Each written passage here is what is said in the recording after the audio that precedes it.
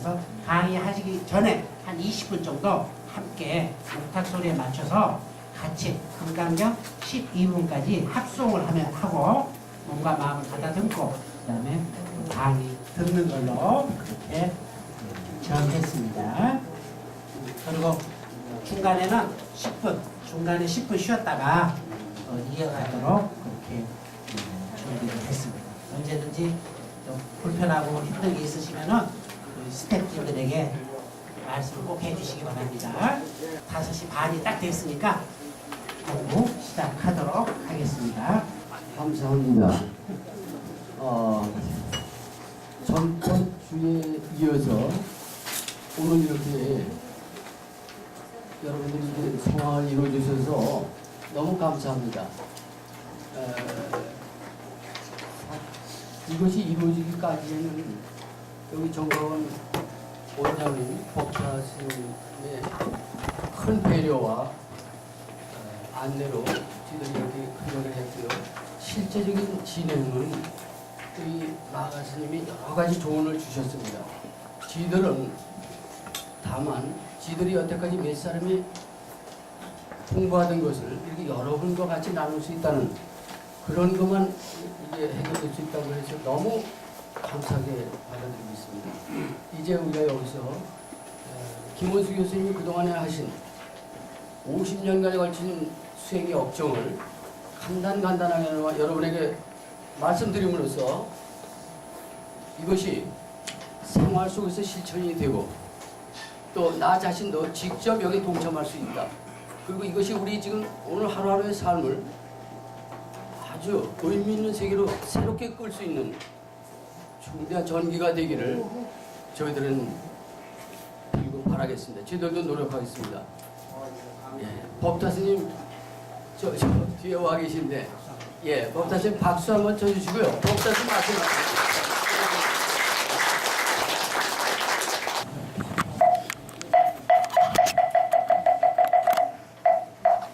여러분 반갑습니다. 그리고 축하드립니다. 2015년 들어서 이 70억 세계 인구 중에 최고의 선택을 한 것이 여러분이 아닌가 싶습니다. 뿐만 아니라 여러분의 일생 일대에도 또 이런 귀중한 시간을 갖게 된 것은 여러분에게 정말 앞으로 행복을 보장하는 좋은 시간이 되지 않을까 생각을 합니다. 우리 불자라고 하지만 전부 다 나이롱 신자가 많습니다. 또 불교를 안다고 하지만 정통으로 제대로 강의를 들은 것도 아니고 자기가 좋아서 하기 때문에 그 일변으로 끝나기가 쉽습니다. 그렇지만 오늘 이 김원수 법사님과 함께하는 여러분의 금강경 공부는 정말 여러분이 이 세상을 바로 보게 되는 정법안장의 안목을 가질 수 있는 그런 좋은 기회가 될 것으로 생각을 합니다. 제가 이 정각을 정원 지 6년인데 그간에 여러 가지 프로그램을 해봤습니다. 그런데 이렇게 많이 인기 있게 출마를 하는 것은 처음 봤습니다. 여기 불자들의 특징은 뭐냐? 용두삼입니다. 마포바지에 방구 새듯이 그런 분들은 지금부터 아예 출석을 하지 않기를 바랍니다. 또 했다 하면 변석하지 말고 정말로 이 강의를 계속해서 들음으로 해서 정말 이 금강경을 모르고 불교를 한다고 하는 것은 새빨간 거짓말입니다. 그렇게 되기 때문에 우리 한국불교 2000년에 집산인 우리 참 조계종 같은 경우도 이 금강경이 바로 우리 소위경전입니다. 말하자면 텍스트북입니다. 금강경을 모르고 불자라고 한다든지 금강경을 모르고 내가 조계종도라고 하는 건 새빨간 거짓말입니다. 그런 면에서 여러분들이 정말 최고의 선택을 했다는 말씀을 드리는 겁니다. 이 겨울에 여러분들이 이렇게 참 귀중한 시간을 내서 이렇게 참 수행 시간을 갖는 것 고맙게 생각을 하고 또 보니까 우리 스님들이 상당히 와 계신데 우리 스님들 아주 고맙게 생각을 합니다. 우리 스님들도 빠지지 마시고 모범생이 되기를 바랍니다. 그리고 정강원에서는 여러분이 이 강의를 잘 들을 수 있도록 후원을 우리 마가스님 교복사가 와 있으면 이것도 더 큰 후원이 어디 있습니까? 박수 한번 주세요. 우리 마가스님이 알바를 많이 해서 혹시 빠질지 모릅니다. 앞으로 절대 이 시간에 빠지지 않도록 그렇게 하겠습니다. 저도 시간 나면 저 뒤에서 컨닝만 하다 가겠습니다. 자, 여러분들 다 건강하시고 또 마음에 항상 평안이 있으시기를 바랍니다. 우리 현공거사님도 오셨네. 우리 신도 중에 제일 어른이시고 오늘 학생 중에도 제일 어른이시고 아직 8학년 8반밖에 안 돼요. 미수라고 그러죠, 미수. 그러니까 이런 어르신도 이렇게 하는데 그 반밖에 안 된 여러분들이 배를 하셔야 된다. 그런 말씀 인사에 대하면서 우리 신도들에게 1시간 하셨는데 우리 신도들이 너무 좋아했습니다. 이게 이론에 그치는 것이 아니라 자기의 인생과 더불어서 하니까 그래서 여러분 아주 소중한 시간 되실 것으로 생각합니다. 감사합니다.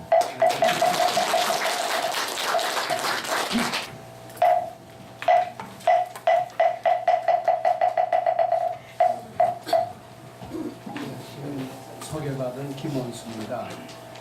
매주 이제 1년 하면 이제 52주가 되죠. 80% 출석하고 여름방학, 겨울방학에 여기 소정에 수료를 하면은 금강경 포교사에 시험을 칠 수 있는 자격을 주시겠다라는 그런 말씀을 하셨습니다. 이 이야기는 언뜻 듣기에는 출석을 독려하기 위한 그런 일반적인 사업적 얘기처럼 들릴지도 모릅니다. 근데 저는 그렇게 듣지 않았습니다. 어떻게 들었느냐 하면요, 제가 이게 듣는 태도가 그전보다 많이 달라졌어요. 그것도 건강경 공부의 보람이라고 생각합니다. 제 건강경 공부의 결과, 이 마가 스님의 그 말씀은 저는 이렇게 들었습니다. 여기서 1년 동안 매주 80% 출석을 하시고 여름방학, 겨울방학 동안에 소정의 워크숍의 과정을 거친 사람은 불행한 삶에서 행복한 삶으로서 되는 과정을 밟는 사람이다. 또 무능하고 무지한 삶에서 유능하고 지혜로운 사람으로 태어나는 과정을 밟는 사람이다. 한층 더 나아가서는 당자의 삶에서 살다가 새로운 불자로 태어나는 삶을 사는 사람이다. 이 과정을 잘 밟아보십시오. 그렇게 살게 될 것입니다. 이런 선언으로 들었습니다. 그런 선언으로 듣고요. 정말 그 말씀에 걸맞게 불행한 사람이 행복하게 되고 무능한 사람이 유능하게 되고 그리고 어둠에서 헤매는 태양자가 정말 새로운 불자로 태어나는 금강경 수련은 분명히 있다라고 생각을 하면서 그 말씀에 걸맞는 제가 강의와 실천을 좀 해볼 생각입니다. 제가 할 수 있는 데까지요. 그래서 오늘 지난번에도 되게 생활 속의 건강경이라는 내용을 가지고 전반적인 말씀을 드린 적이 있었습니다. 아마 내주부터는 본격적으로 건강경 해석을 할 생각입니다. 그런데 제가 하는 해석은요, 단순한 해석이 아닙니다. 이거는 실천을 하기 위한 해석이고요. 실천을 통해서 제가 말씀드린 것처럼 불행한 삶을 행복한 삶으로 바꾸고 무능한 삶에서 유능하고 지혜로운 삶으로 바꾸고 그리고 당자의 삶에서 정말 새롭게 태어나는 불자의 삶으로서 바꾸는 그런 해석을 한번 해볼까 하고요. 그런 해석이 저는 가능하다고 믿습니다. 그리고 거기에는 해석만 있는 게 아니라 반드시 실천도 있습니다. 그래서 이거 하시는 분들은 그냥 강의만 듣고 그냥 가셔서는 안 됩니다. 강의만 들으신과 동시에 집에 가셨어요. 금강경 실천을 하셔야 돼요. 아침 저녁으로 금강경 읽으시고요. 제가 지난번에 말씀드린 것처럼 올라오는 생각을 다 부처님께 바치는 바로 해능대사의 문영법의 수행과 똑같은 수행을 하셔야 돼요. 그런 금강경 실천 수행을 하게 하는 해설입니다. 그렇게 하는 해설을 1년 동안 꾸준히 하신다면 저는 반드시 괄목할 만한 성과가 있다고 믿습니다. 즉 모든 불행한 삶에서 행복한 삶으로 될 수 있다라고 봅니다. 이것은 단순히 다른 데서 포교사 자격증을 준다는 그런 뜻과는 상당히 틀립니다. 오늘 마가 스님의 그 말씀을 전 이렇게 해석하고 말씀드리는 겁니다. 그리고 무능하고 무지한 이런 삶에서 유능하고 활기차고 지혜로운 삶으로 바꿀 수도 있다라고 생각합니다. 자, 오늘은요 그런 첫 준비를 하는 이 준비 단계 말씀을 좀 드려야 될 것 같아요. 그냥 보통 우리 이제 저 강의 시작하듯이 오늘은 금강경 제1번 여시함은 이렇게 나가지 않습니다. 그렇게 나갈 수가 없어요. 왜냐하면 제가 공부한 금강경은요 그렇게 해서는 알 수가 있는 게 아니더라고요. 상당히 준비가 필요합니다. 준비가 많이 되면 될수록 강의가 금강경 내용이 재밌게 들리고 제대로 들리고 그리고 실천을 할 수가 있습니다. 실천할 수 없게 하는 해석은 아무 의미가 없습니다. 한 귀로 듣고 한 귀로 흘리는 거고 1년 동안 그 공부한 보람이 아무도 없게 된다라고 봐서 오늘은 그 금강경 해설을 잘 들으시고 실천 수행을 하실 수 있는 준비가 되는 시간을 가지도록 그렇게 오늘은 제가 생각을 해봤습니다. 오늘로 다 끝날지 요 다음 시간 더 한 번 할지 모릅니다만 가능한 대로 오늘로서 그 얘기를 대충 한 뒤에 요 다음부터는 금강경 실천을 동반하는 그런 해석을 좀 시작해 볼까 합니다. 오늘 주어진 시간이 지난번에도 80분을 말씀드렸는데 80분 얘기를 하려니까 다 하다 보니까 굉장히 힘들더라고요. 그래서 오늘은 한 40분 하다가 조금 쉬고요. 필요한 질문도 좀 받고요. 그리고서는 또 조금 쉬었다가 나머지 한 40분 하고 이렇게 진행을 할까 이렇게 생각을 듭니다. 지금 보니까 꼭 지난번에 안 오신 분들도 많이 계신 것 같아요. 그래서 지난 시간에 얘기를 일부 하면서 오늘 강의를 진행하도록 하겠습니다. 제가 이제 불교를 처음 만난 것은 언제냐 하면은 대학 1학년 때입니다. 그때가 1961년이었습니다. 이제 고등학교 때까지만 하더라도 제가 종교적인 소양이 있었던가 봐요. 무슨 종교를 믿어야 되겠는데 이런 생각을 늘 하면서도 그때도 대학 입시 때문에 굉장히 바빴던 시절이었기 때문에 제가 또 하나 뭘 믿기 시작하면 자꾸 빠져들어가고 깊이 몰입하는 경향이 있어서 뭐를 믿기에는 대학 입시에 지장이 있겠다라고 생각을 하고 대학 들어갈 때까지 종교 선택을 유보를 했었습니다. 유보를 하다가 이제 대학 들어가고 난 뒤에는 나는 이제 종교의 길을 찾아야 되겠다 이제 이렇게 생각을 하고 이제 그 61년부터 본격적으로 내 인생에 큰 영향을 줄 종교를 찾아서 나서기로 마음을 먹었습니다. 기독교를 믿을까도 생각을 했었는데 저희 어머니가 기복신앙이긴 하지만은 절에를 쭉 다녔기 때문에 그럼 불교가 어떤 것인가를 한번 알아보자라고 이렇게 생각을 하고 우리나라 지금 여기에 불교 학생가 있나를 그렇게 좀 찾아보려고 했었습니다. 그때만 하더라도 교회는 너무나 번성을 했었고 예수를 믿으려면 널려있는 교회 얼마든지 찾아갈 수가 있었는데 불교를 더군다나 대학생이 찾으려니까 그때도 그게 길이 쉽지 않았습니다. 그래서 여러 수소문을 했는데 혹시 지금도 기억하시는 분이 어쩌다 있더라고요. 대각사예요. 종로 상가에 대각사에 룸비니 학생회라는 것이 있었어요. 그때 그 지도하시던 이제 홍철 스님인데 참그 두고두고 기억에 남았는데 나중에 말씀 들어봤더니 그걸 한참 하시다가 환속을 하셨다고 그래요. 그 사람도 안 만나신다고 그래서 참 아쉽게 됐는데 제가 룸비니 학생회라는 데를 처음으로 통해서 불교를 입문을 했습니다.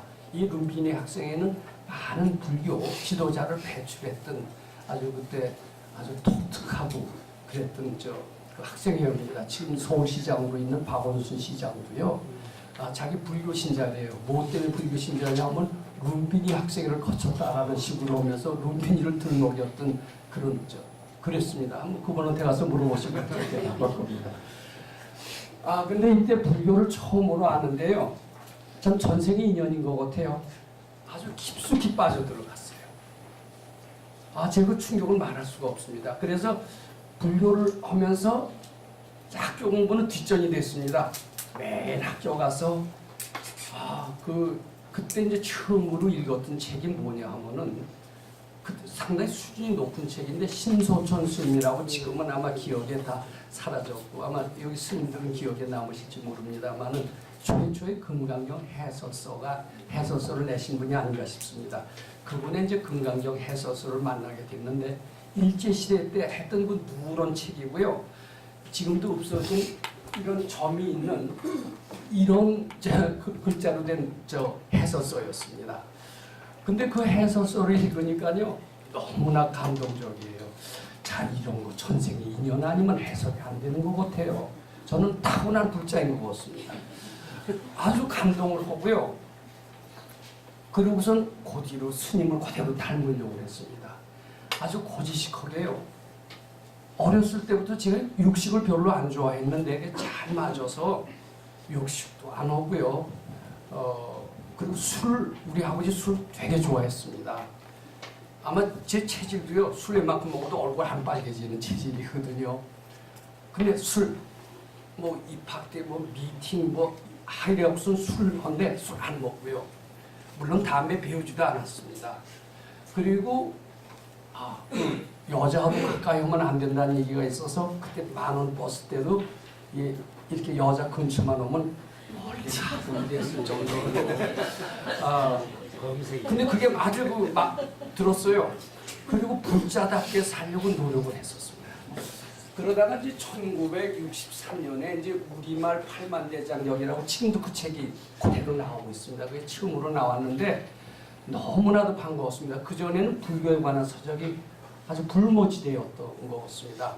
그 책이 그때 상당히 비쌌는데 남이 집 이제 가정교사한 돈으로 막아서는 그 비싼 책을 사서 읽고 또 읽고 또 읽고 그랬습니다. 그러다가 무슨 생각이 드냐면 이제 난 승려가 돼야 되겠다고 싶어요. 그래서 그런데 제가 외아들이고요. 제가 벌어야 돼요. 그래서 참 고민을 많이 했습니다. 제가 승려가 됐다면 우리 어머니 자살할 거고요. 그래서 승려가 그 길을 또 그래도 내가 용감하게 해요. 그 불경책 보면 승려가 되게끔 그렇게 많이 유도해 놓은 글들이 너무나 많았습니다. 근데 그때요, 제가 이 얘기를 꼭 드려야 됩니다. 그리고 이제 대학생 불교연합회라고 하는 것이 그때 처음으로 63년에 생겼습니다. 저희가 창립 멤버입니다. 그 수련대회라는 것이 생겼는데 그때 큰 스님을 많이 만났습니다. 지금 다 고인이 되셨지만 종종 스님을 지내셨던 성웅 스님이나 아주 천재적인 두뇌로 소문난 탄어 스님, 이분들 법문 종종 듣고요. 그때 그분들의 법문을 어렵지 않게 들었어요. 왜냐하면 조계사 뒤에 허름한 강당이 있었는데요. 그때는 그렇게 큰 스님들이 전관흥 스님 이런 분들이 와서 그런 데 와서 아주 손수 강의도 하고 이랬던 시절이었습니다. 그래서 그런 스님 법문도 많이 듣고 칭찬까지 들었어요. 그래서 저는요, 자부심이 대단했습니다. 그리고 주위에서도요, 한가한 시간에는 관세음보살하고 다녔어요. 그러니까 주위에서 저를 제일 먼저 도통할 거라고 그래서 칭찬을 곧잘 들었을 뿐만 아니라 저 자신도 불교에 대해서만은 학생이지만 교수 못지않고 스님 못지않다라는 자부심을 가지고 있었던 사실입니다. 그러다가 이제 이것이 쭉 이어졌습니다. 그래서 이제 군대를 간 것이 1966년인데 65년에 졸업을 하고요. 군대를 갔다가 제가 지난 시간에 쭉 길게 얘기했습니다만은 여기 동국대학교 총장을 지내신 이제 백성욱 박사를 이제 만난 적이 있게 됐습니다. 그런데 참 첫 번째 만날 때부터 뭐 전생의 인연인 것 같아요. 그냥 쭉 빠져들어갔어요. 그래서 이제 1년을 매주 갔습니다. 군대에 있으면서 춘천서 근무했는데 매주 나와서 이제 가다가 나중에는요 그 도량이 있어요. 그 지금 경기도 부천 거기 저 도량이 있는데 거기 저 수자들이 좀 있었습니다. 제가 이제 거기서 토요일 날 가서 하루 저녁 자고 가면요 월요일부터 이제 군대 근무가요 머리가 맑은 거예요. 그러다가 월요일 날 머리가 맑다가요 화요일 날 되면 약간 떨어져요. 그래갖고 한 토요일쯤 되면 기운이 쭉 빠져요. 그럼 어떻게 해요? 충전하려고 또 갑니다. 토요일 날. 그래서 1년을 다니다 보니까요 이제 그분의 가르침이 뭐냐면요 금강경 실천이에요. 실천. 즉 아침 저녁으로 금강경 읽으라고 그랬어요. 그리고 낮에도 계속 금강경 읽을 수는 없지 않느냐. 생업이 있으니까 생업에 충실히 하되 생업을 하면서 뭐 하기 싫다 좋다 된다 안 된다 올라오는 여러 가지 분별심을 부처님께 바치라는 거예요. 근데 나중에 육조단경을 공부를 해봤더니 그 올라오는 생각을 부처님께 바친다라는 것이 육조단경 한번 보세요. 문현법이더라고요. 그대로 법술 무자 문현법이에요. 근데 그 해능대사가 어떻게 얘기를 하셨느냐 하면은 금강경 독송하고 반야행을 실천해서 속히 견성하도록 하라라는 구절이 육조단경에 나옵니다. 근데 지금은 요새 이제 조계종에서는 간화선 중심으로 수행을 하는데 사실 어떻게 보면 조계종이 육조 해능대사로부터 비롯된 그런 종파라면은 어떻게 보면 육조대사를 그대로 따르지 않는 거나 마찬가지입니다. 어떻게 보면 우리 백 박사님의 가르침은 육조 해능대사의 가르침과 똑같아요.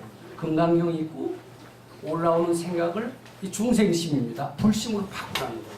그러면서 우리 중생심이 불심으로 차츰차츰 바꿔가는 과정에서 부처가 되어간다는 얘기인데 그게 바로 문현법이나 동일하다는 것을 제가 발견을 했습니다. 그런 식으로 이제 하면서 올라오는 모든 생각을 다 바치라는 거예요. 참 이게 아주 살 것 같았어요. 그래서 이제 군대를 제대하고요. 제가 이제 취직을 하고 싶은 생각도 들었지만 이런 훌륭하신 백성욱 박사님 밑에서 다만 얼마라도 공부를 했으면 하는 그런 생각이 들었습니다. 그래서 한번 여쭤봤어요. 취직을 할까요? 또 선생님 참 제가 1년 동안 다니면서 참 느낌도 많고 좋아진 것도 많습니다. 여기 본격적으로 출가해서 공부를 할까요? 이렇게 이제 물었습니다. 저 스님들께 이제 질문을 드린다면 어떤 속세 거사들이 와서 공부를 할까요? 취직을 할까요? 이렇게 물으신다면 어떻게 대답하시겠어요? 아마 저는 이렇게 기대를 했습니다. 백 박사님이 제자 욕심이 있을 거고 저는 괜찮은 제자가 될 것도 같으니까 백 박사님은 야 취직 조금 있다 하고 얼른 내 밑에 들어와서 공부해라 이런 저는 대답을 기대했었습니다. 그러고서는 여쭤봤어요. 여쭤봤더니 뭐라고 그러시는 줄 아세요? 저는 그 구절이 잊히질 않습니다. 그러고서는 그것을 계속 지금까지 행동 지침으로 삼고 있습니다. 또 도인의 대답은 당연히 그래야 된다라고 생각합니다. 그 대답이 어떤 줄 아세요? 한번 생각해 보세요. 뭐라고 그러셨느냐 하면 네가 지금 취직하고 싶은 생각이 드느냐? 네, 듭니다. 그럼 그 생각을 부처님께 바치래요. 바쳐요?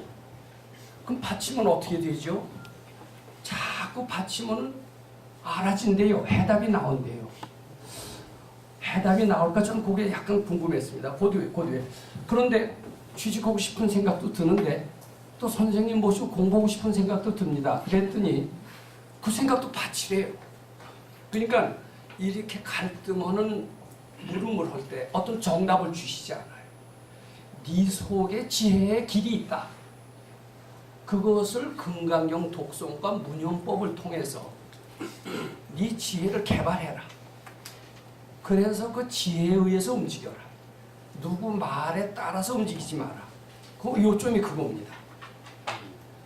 그래서 그때 바로 또 어디 취직 자리에서 오라는 데도 있었습니다.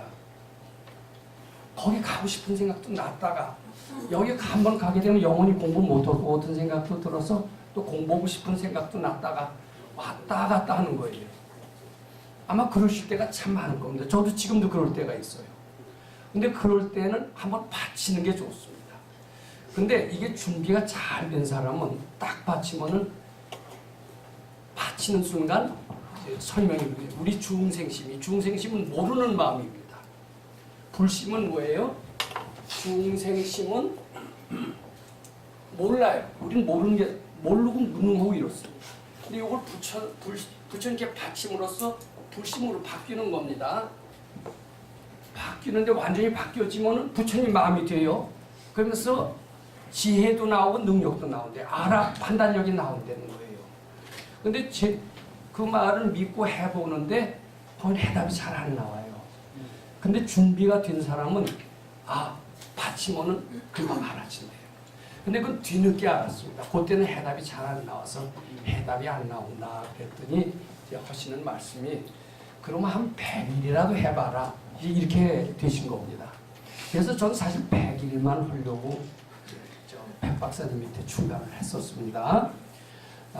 근데 이제 100일 하다 보니까 매일 갖고는 안 되고 그래서 얼마를 했냐면 4년을 했어요. 4년.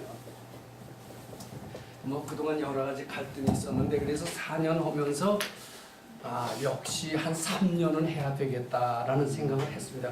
저는 사회 진출한 지가 상당히 늦습니다. 거기서 4년을 하고 밖에 나와서도 제가 대학 교수 생활을 한 30년 했습니다만은 대학 교수로 들어갈 때까지는 한 10여 년 동안 공백이 있었어요. 이것도 해보고 저것도 해보고 그러다가 뒤늦게 대학 교수 했습니다.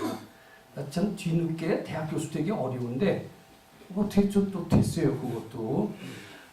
이제 그렇게 해서 제가 우선 오늘 말씀드릴 것은 제가 4년 동안 공부하면서 참 이게 공부라는 게 뭔가 건강의 실천이라는 게 뭔가 이것을 알게 된 것 같습니다. 그리고 금강경 해설에 들어가기 전에 금강경 제대로 알려면 요 얘기를 꼭 말씀드려야 될 것 같아요. 그래서 오늘은 이제 그 이야기를 먼저 좀 이야기하고자 합니다. 요 인물 지금 나눠드렸는데 다들 받으셨는지요? 네, 제가 한 30장 준비를 했습니다만은 아마 조금 더 오신 것 같아서 복사를 부탁을 했습니다. 그래서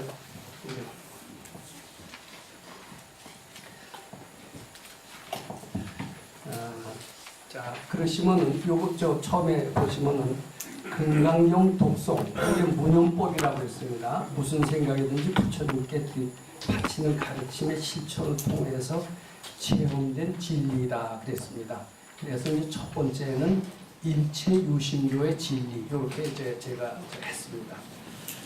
일체유심조라는 말은 너무나 불교에서 유명한 말이고 잘 알려진 말입니다. 근데 불교에서만 알려진 말이 아니라 기독교인들도 일체유심조면은 다 알더라고요. 거기도 일체유심조에 대해서만은 다들 공감하는 것 같아요. 저도요. 이게 금강경 공부하기 전만 하더라도요. 일체유심조에 대해서 누구보다도 잘한다라고 생각했던 사람이었습니다. 근데 실제로 금강경 몇 년 하고 근데 금강경 몇 년 갖고도 어림도 없더라고요. 나중에 보니까. 그리고 밖에 나와서 저는 참 고생을 많이 했던 것 같습니다. 참 많이 깨졌습니다. 근데 절간에서 그런 얘기가 있다고 그러더라고요. 스님들은 잘 아실지 모릅니다만은 깨져야 깨친대요. 그런 말 있습니까? 제가 많이 깨졌어요. 밖에 나와서. 제가 처음에 그렇게 생각했습니다. 저는 좋은 대학 나왔다고 스스로 생각을 했고요. 게다가 훌륭한 선생님 밑에서 4년을 공부했다. 이거는 미국의 어느 유명한 대학에 가서 유학한 것보다도 나는 훌륭한 스펙을 갖춘 사람이다. 이제는 나는 밖에 나와서 유능한 사람이 될 것 같다라는 그때 자부심을 가졌고 어느 정도 그런 자신도 있었던 것 같아요. 근데 막상 세상에 나와 보니까요, 세상이 너무나 험난하고 힘들고요. 야, 깨지기 시작하는데 끝도 없이 깨지더라고요. 근데 나중에는 처음에는요, 이런 의심을 많이 했습니다. 이게 공부가 잘못된 거 아니야? 또는 세상이 너무 어려운 거 아니야? 뭐 이게 백 선생님 뭐 잘못된 거 아니야? 별 생각이 다 들었어요. 근데 그게 아니었더라고요. 뭐냐면요, 제가 준비가 너무 부족했어요. 그리고 근기가 약했어요. 제 탓이더라고요. 그래서 수많이 깨지면서 깨질 때마다 저는 그렇게 건강한 사람이 못 됐던 것 같습니다. 그때마다 퇴타심 내고요. 아, 내가 괜히 들어갔다. 아, 나는 뭐 그렇지 않아도 잘 살 수 있었는데 후회도 많이 하고요. 근데 후회하기엔 이미 때가 늦었어요. 그러면서 깨지다 이런 것을 자꾸 반복을 하면서 분명한 것은 깨쳐지는 것이 있더라고요. 그래서 제가 말씀드리는 일체 유신조의 진리, 공의 진리를 갖다가 실감나게 하는 것은 백 박사님 밑에서 4년 동안 공부했을 때는 비상적으로만 알았던 것 같고, 밖에 나와서 수많이 깨지면서 장사도 깨지고요. 저 결혼도 해봤어요. 결혼을 해보다 깨지고요. 그리고 법당도 꾸려봤어요. 법당하기 굉장히 어렵더라고요. 법당하다 깨졌고요. 그리고 건축을 제가 3채를 지어봤습니다. 여기 절 지어보신 스님들 계실지 모르지만요, 절 짓는다는 거 굉장히 어렵습니다. 무척 깨졌습니다. 그러면서 퇴타심을 다행히 안 냈어요. 꾸준히 나가니까요, 하나도 보이지 않지만은 보이지 않는 데서 성장하는 게 있어요. 전 그것이 아마 법이 아닌가 이렇게 생각합니다. 책에서만 봤던 법이 바로 그것이 아닌가 이렇게 생각합니다. 그래서 그 경험의 이야기를 오늘 좀 말씀드리는 것은 앞으로 이 금강경복문에 매우 약이 되실 것 같아요. 저는 제 처음에 이론으로 알고 말씀으로만 알다가 그것을 세상에 나가서 실천을 해보면서 여러 가지 갈등을 했습니다. 퇴타심은 수없이 많이 냈던 것 같아요. 근데 다행히 약간의 선근이 있었는지 그 퇴타심이 완전히 좌절로 이어지질 않고 그것이 약이 되는 것을 배웠던 것 같아요. 저는 가끔 세상을 호령하는 영호로부터 역경이 약이 된다는 얘기는 수도 없이 들었습니다. 김우중 씨 같은 그런 이가 위기는 이런 유명한 얘기를 했어요. 위기는 위험한 기회다. 그래서 기회에다가 액센트를 주면서 위기는 참 좋은 거다. 이런 이야기를 말로는 들었지만 참 실감을 못했어요. 말이 그렇지 어떻게 역경이 축복이 되느냐. 근데 이 마음 공부를 하다 보니까요, 확실히 그런 것 같아요. 역경이 축복이 될 수가 있어요. 자기 분별로 이름을 지어서 역경이에요. 근데 자기 분별을 바꿀 수만 있다면 역경은 축복이 되기 때문에 그것을 이해하니까요, 무능이라는 것이 유능으로 바뀔 수가 있고요. 무지가 지혜로 된다는 것도 알 수가 있고요. 우리 어때요? 반야신경에서 온개공, 공자가 얼마나 많이 나옵니까? 저는 아주 이론적으로 이 공을 바삭하게 해석할 수 있다라고 생각을 했어요. 근데 이것이 현실에서는 어떻게 적용되는지 알 수가 없었어요. 근데 현실에 이렇게 적용하면 되겠구나 하는 것이 수많이 깨져보는 과정에서 하나하나 터득이 됐던 겁니다. 그래서 오늘은 그런 이야기를 가지고 말씀을 드릴까 합니다. 이 얘기를 잘 들으신다면 금강경 해설하는 데는 물론이고 실천하시는데 적지 않은 이해와 또 약이 되고 이렇게 될 거라고 생각합니다. 자, 우선 유물상의 일체유심조의 진리 이것을 말씀드려 보도록 하겠습니다. 일체유심조의 진리는 한뜻 들어보면 그냥 쉽게 할 것 같은 생각은 많이 듭니다. 그 얘기만 하려도 굉장히 긴데요. 제가 한 가지 예만 드리겠습니다. 여기 교탁인데요. 제가 이게 들려고 했더니 끄떡도 안 하네요. 근데 이제 이걸 제가 질문을 드릴게요. 교탁이 왜 안 들어가죠? 왜 안 들어지죠? 이렇게 물어보면요. 야, 그건 너 그것도 몰라. 그게 무거워서 무거운데 드냐? 너 몇 킬로까지 들어? 너한 60킬로 들겠지. 그 150킬로 되는데 네가 드느냐? 무거워서 못 든다고 얘기하실 겁니다. 그 맞습니까? 전 그거 맞다고 생각을 했어요. 근데 제가 나중에 터득을 했어요. 무거워서 못 드는 게 아니더라고요. 내 마음속에서 무겁다는 생각이 못 들게 합니다. 이거는요, 알고 봤더니 무거운 것도 아니고 가벼운 것도 아니에요. 내가 무겁다고 이름을 지어서 무겁게 된 것뿐입니다. 이론은 그렇지만 실제로 무거워서 못 들지. 저는 그랬어요. 근데 나중에 공부를 해봤어요. 무겁다는 생각을 없앨 수가 있느냐? 이걸 무겁다는 관념을 바꿀 수 있을까요? 없을까요? 근데 바꾸는 방법이 있더라고요. 바로 문요법이 바꾸는 방법 중에 하나입니다. 그래서 바꾸어서 무겁다는 생각이 없으니까 이게 들어지는 체험을 하는 거예요. 자, 이렇게 되면 어때요? 모든 것은 다 마음이 한다라는 이런 일체유심조의 말씀에 어느 정도 공감이 됩니다. 근데 이제 그런 것은 일체유심조를 알아도 사실 피상적으로 아는 겁니다. 제대로 아는 게 아닙니다. 근데 제가 일체유심조를 아는 과정을 잠시 한번 좀 설명을 드리도록 하겠습니다. 이제 불교에서는 이제 그 부처님을 어떻게 표현하냐면 연기를 깨치신 분을 부처님이라고 얘기합니다. 연기. 뭐 이것이 있으면 저것이 있고 뭐 이런 얘기는 많이 하죠. 아주 이건 국제적으로 공통되나 봐요. 우리나라 불교학자들도 다 그렇게 얘기하고요. 스님들도 그렇게 얘기할 뿐만 아니라 유명한 인도의 다라이라마까지도 그렇게 얘기를 해요. 그리고 또 경전에 그렇게 써 있어요. 부처님은 연기를 깨치신 분이다. 아, 그 연기라는 게 이렇게 대단한가?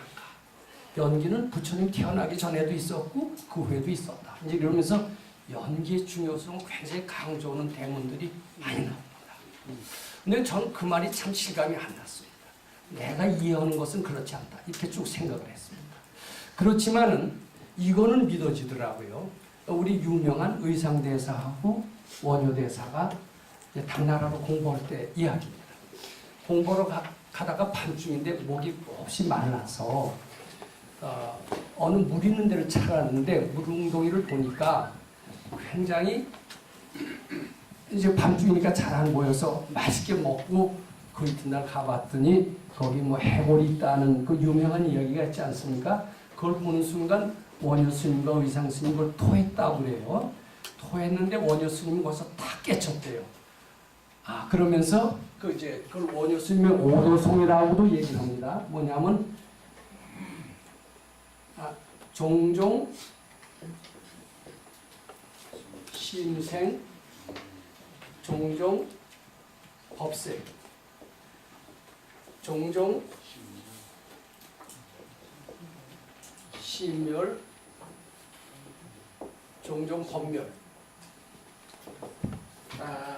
마음이 생기면 어떤 현실로 나타나고 마음이 꺼지면 현실에도 사라진다, 이런 유명한 얘기인데, 해골이 당기지는 모르고 먹었을 때는 가문처럼 달다가 그 마음이 모를 때는, 분별이 없을 때는 아무렇지 않다가 분별을 내니까 토해지더라. 이제 그런 간단한 내용에서 요 구조를 깨치고요. 요 구조를 깨침으로써 원효 스님은 중국으로 하는 걸 포기합니다. 근데 요게 바로 연기를 깨쳤다라고 저는 그렇게 이해를 할 수가 있을 것 같아요. 근데 그래도 전 석연치 않았었어요. 어렸을 때부터 이걸 느껴요. 어떤 불길한 예감이 전 종종 느낀 때가 있습니다. 아마 여기 계신 분들도 그런 체험은 아마 종종 하셨을 겁니다. 예감이 들면 얼마 후에 딱 적중하는 수가 있습니다. 그리고 이제 아주 짜증이 많이 나요. 느닷없이 짜증이 납니다. 심수에 나서 그냥 주위에 신경질 내다 보면요. 그냥 자동차 사고가 나는 일들이 생기는 수가 있어요. 그럴 때 자동차 사고가 나면은 그럽니다. 저는 좀 반성을 잘 하는 편이거든요. 내가 그렇게 짜증을 내고 참 아무 죄 없는 우리 동생을 드르르 볶더니 결국은 자동차 사고가 나는구나. 이제 이렇게 반성을 하기도 했습니다. 근데 그뿐만 아니라 그 자동차 그 책을 보면요. 그런 얘기가 있습니다. 사고가 난다 이렇게 자꾸 하다가 500번만 그런 생각이 자주 떠오른다면 틀림없이 사고가 난다라는 이런 경험적인 통계가 있대요. 근데 그 말이 믿어져요. 믿어지고요. 특히 이제 근데 밖에서는 그걸 실감을 못 느꼈습니다. 근데 이제 제가 백 박사님 문중으로 들어가서 올라오는 생각을 자꾸 부처님께 바치는 연습을 하면서 무슨 연습을 했느냐면 지 마음 속에서 올라온 분별을 늘 들여다보는 겁니다. 말하자면 그 위파사나 수행하시는 이제 스님들 같은 분은 자기 마음을 늘 이제 지켜보라는 말씀이 있듯이 거기에 수행법은 늘 자기 올라오는 생각을 들여다보는 겁니다. 그래서 올라오는 생각은 좋은 생각이든지 나쁜 생각이든지 자꾸 부처님 하는 마음으로 바꾸는 그런 수행인데 즉 그때 지 마음을 자꾸 들여다보는 연습을 하는 겁니다. 근데 이상하게요. 짜증이 자꾸 올라오는 때가 있어요. 이유도 없어요. 왜 짜증이 올라오는지도 모르겠어요. 그러면 얼마 있다가 틀림없이 나쁜 일이 생겨요. 아 이상하다. 그 뒤에 제 마음속에 즐거운 마음이 또 느닷없이 생겨요. 생기다 보면 조금 있다 보면은 그 즐거운 마음이 즐거운 일이 생겨요. 아 그러면 무슨 이제 아무리 어리석은 사람도 아 이 내 마음과 현실이 상관관계가 있구나 이런 믿음이 듭니다. 근데 밖에서는요 이렇게 어떤 생각과 현실에서 시간 간격이 너무나 긴 거예요. 이 나쁜 생각이 났다가도 한 1년 후에 나쁜 현실이 나타났다라면 아무 상관관계가 느껴지질 않습니다. 근데 수도장에 딱 들어갔더니요 이게 굉장히 짧아지는 거예요. 시간이. 그래서 나쁜 생각을 하면 바로 며칠 이내에 나다가 나쁜 생각이면 그 이튿날 나다가 아침에 나쁜 생각하면 저녁에 나다가 이렇게 돼요. 또는 나쁜 생각하다 보면 바로 1시간 후에 나서 시간이 점점 좁아져요. 그래서 야 이게 생각과 현실이 밖에서 느끼는 것과 여기서 느끼는 것이 이런 차이가 있구나 하는 것을 실감을 하게 됩니다. 제가 그래서 이 유인물을 한번 좀 봐주시면 좋겠습니다. 마음속의 분별심인지 현실로 나타남을 실감을 했고요. 이제 그것은 원효 스님이 깨달았다는 종종심생, 종종법생, 종종심멸, 종종법멸 이제 이런 표현이 나옵니다. 근데 이 분별심이 현실로 나타나는 시간은 다음 중 어디에 영향을 받나? 요거 한번 좀 스스로 자문자답해 주시기 바랍니다. 도량에 머무느냐, 세상에 머무느냐? 세상에 머물 때는 마음이 현실로 나타난다는 데 대해서 공감할 수가 없었습니다. 상관이 없는 것 같았었어요. 근데 도량에 있으니까요, 조용하고 또 수도하는 마음으로 하니까 지 마음을 관찰할 기회가 많습니다. 확실히 도량에 있을 때가 그 시간 간격이 줄어들고 상관관계가 있다는 실감을 느낍니다. 자, 그 다음에요. 도량에 도인이 계시느냐 아니냐 이게 이제 중요합니다. 도량이라 하더라도요. 우리는 백 선생님이라고 하는 훌륭한 도인 밑에서 공부를 했습니다. 근데 요것을 이해하시는 분이 있는지 모릅니다만은 그 전에 제가 백 선생님을 찾아뵐 때 이야기입니다. 이 얘기는 참 재밌어요. 그때가 이제 그 소사라고 하는 이제 행정구역으로 소사가 상거리가 이렇게 되어 있습니다. 버스 정류장이 있었어요. 여기서 백박사님까지 걸어가는데 약 13분 정도 걸립니다. 그때는 버스가 1시간마다 한 대씩 있고 이랬기 때문에 여기 걸어갑니다. 근데 걸어가기 전에요. 되게 불안한 생각이 많이 듭니다. 왜 불안한 줄 아세요? 이제 오늘은 그분한테 뭐를 여쭤보러 가야 되는데 그분은 세상을 훤히 아신다는 분인데 내 마음속에서 나쁜 짓 한 거 다 아신다는 분인데 난 어제 저녁에 좀 이상한 짓을 했는데 내 말은 대답을 안 하시고 꾸중을 하시면 어떨까? 이런 생각이 듭니다. 지금은 안 믿어지시지만요. 세상에는 아마 훤히 아시는 분이 있나 봐요. 제가 지난 여기서도 한번 그런 얘기를 했습니다만은 몇 번 체험을 합니다. 그 제자들이. 그 마음을 들켜요. 그래서 여기 딱 내리면요. 우리 참 부처님 같은 선생님 만나러 가는 게 반갑지가 않아요. 반갑지가 않고 내가 어제 뭐 잘못했지.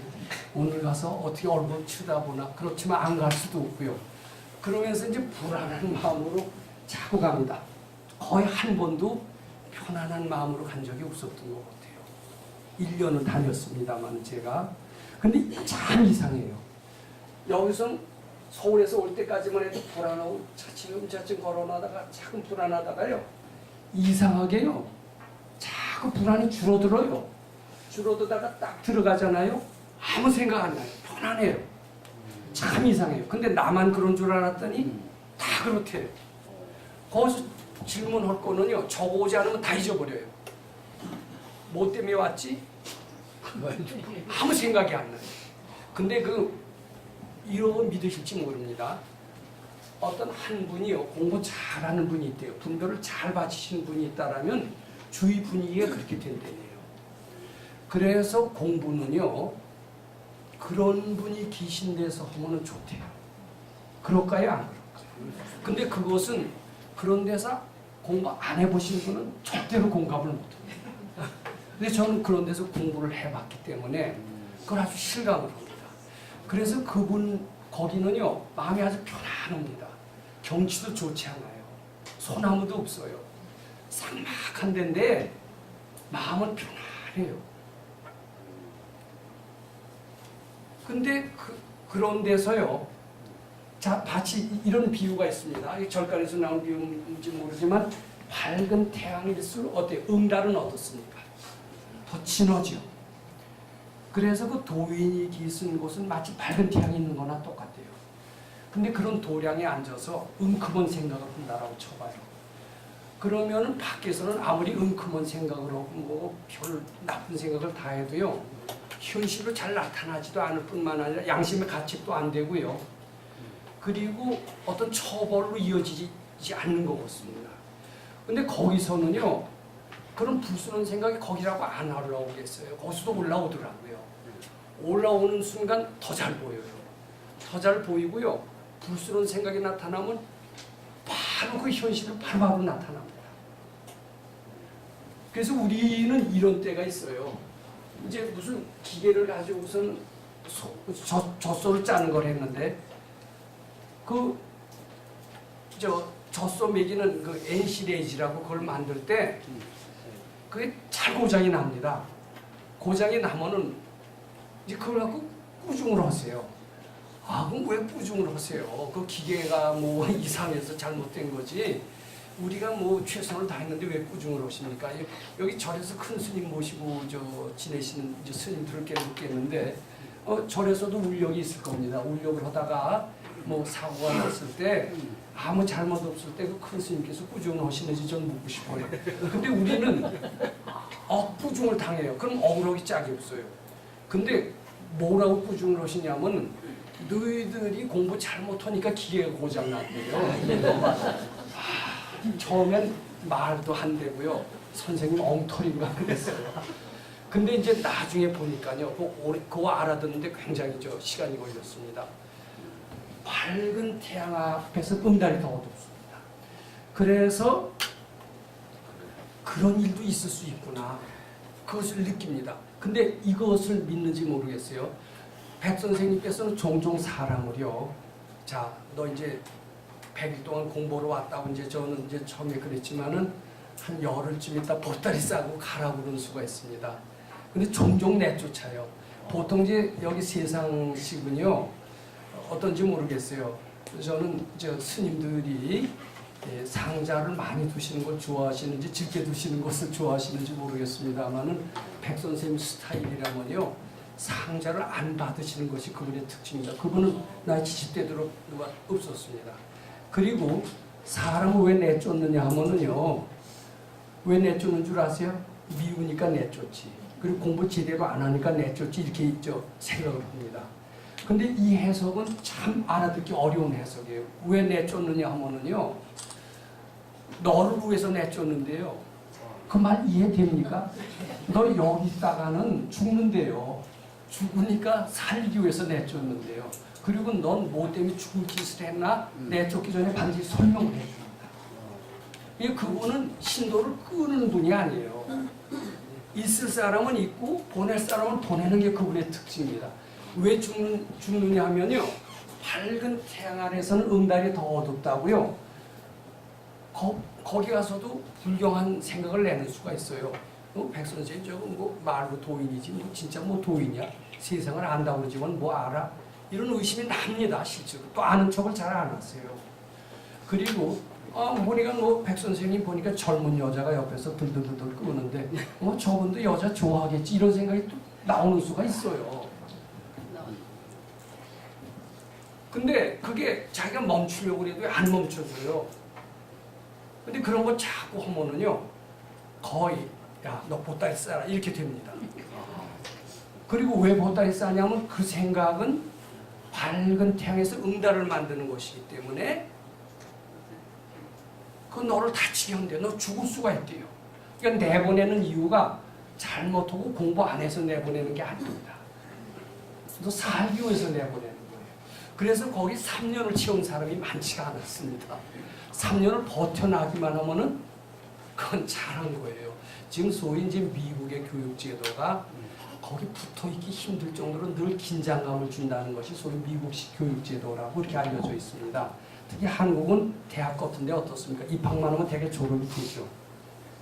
근데 저 미국 유학 안 해봤습니다만은 거기 졸업하기 어렵다고 그래요. 수틀리면 쫓아내는 거예요. 마치 똑같아요. 미국 유학식 스타일의 교수법을 백 박사님 그대로 보셨어요. 붙어나기 어렵습니다. 이 분별을 자꾸 받쳐야 됩니다. 그 대신 반대로 어떠냐면 좋은 마음을 내요. 부처님 공경하는 마음을 내면요. 그거는 또 축복으로 바로바로 연결되는 것 같아요.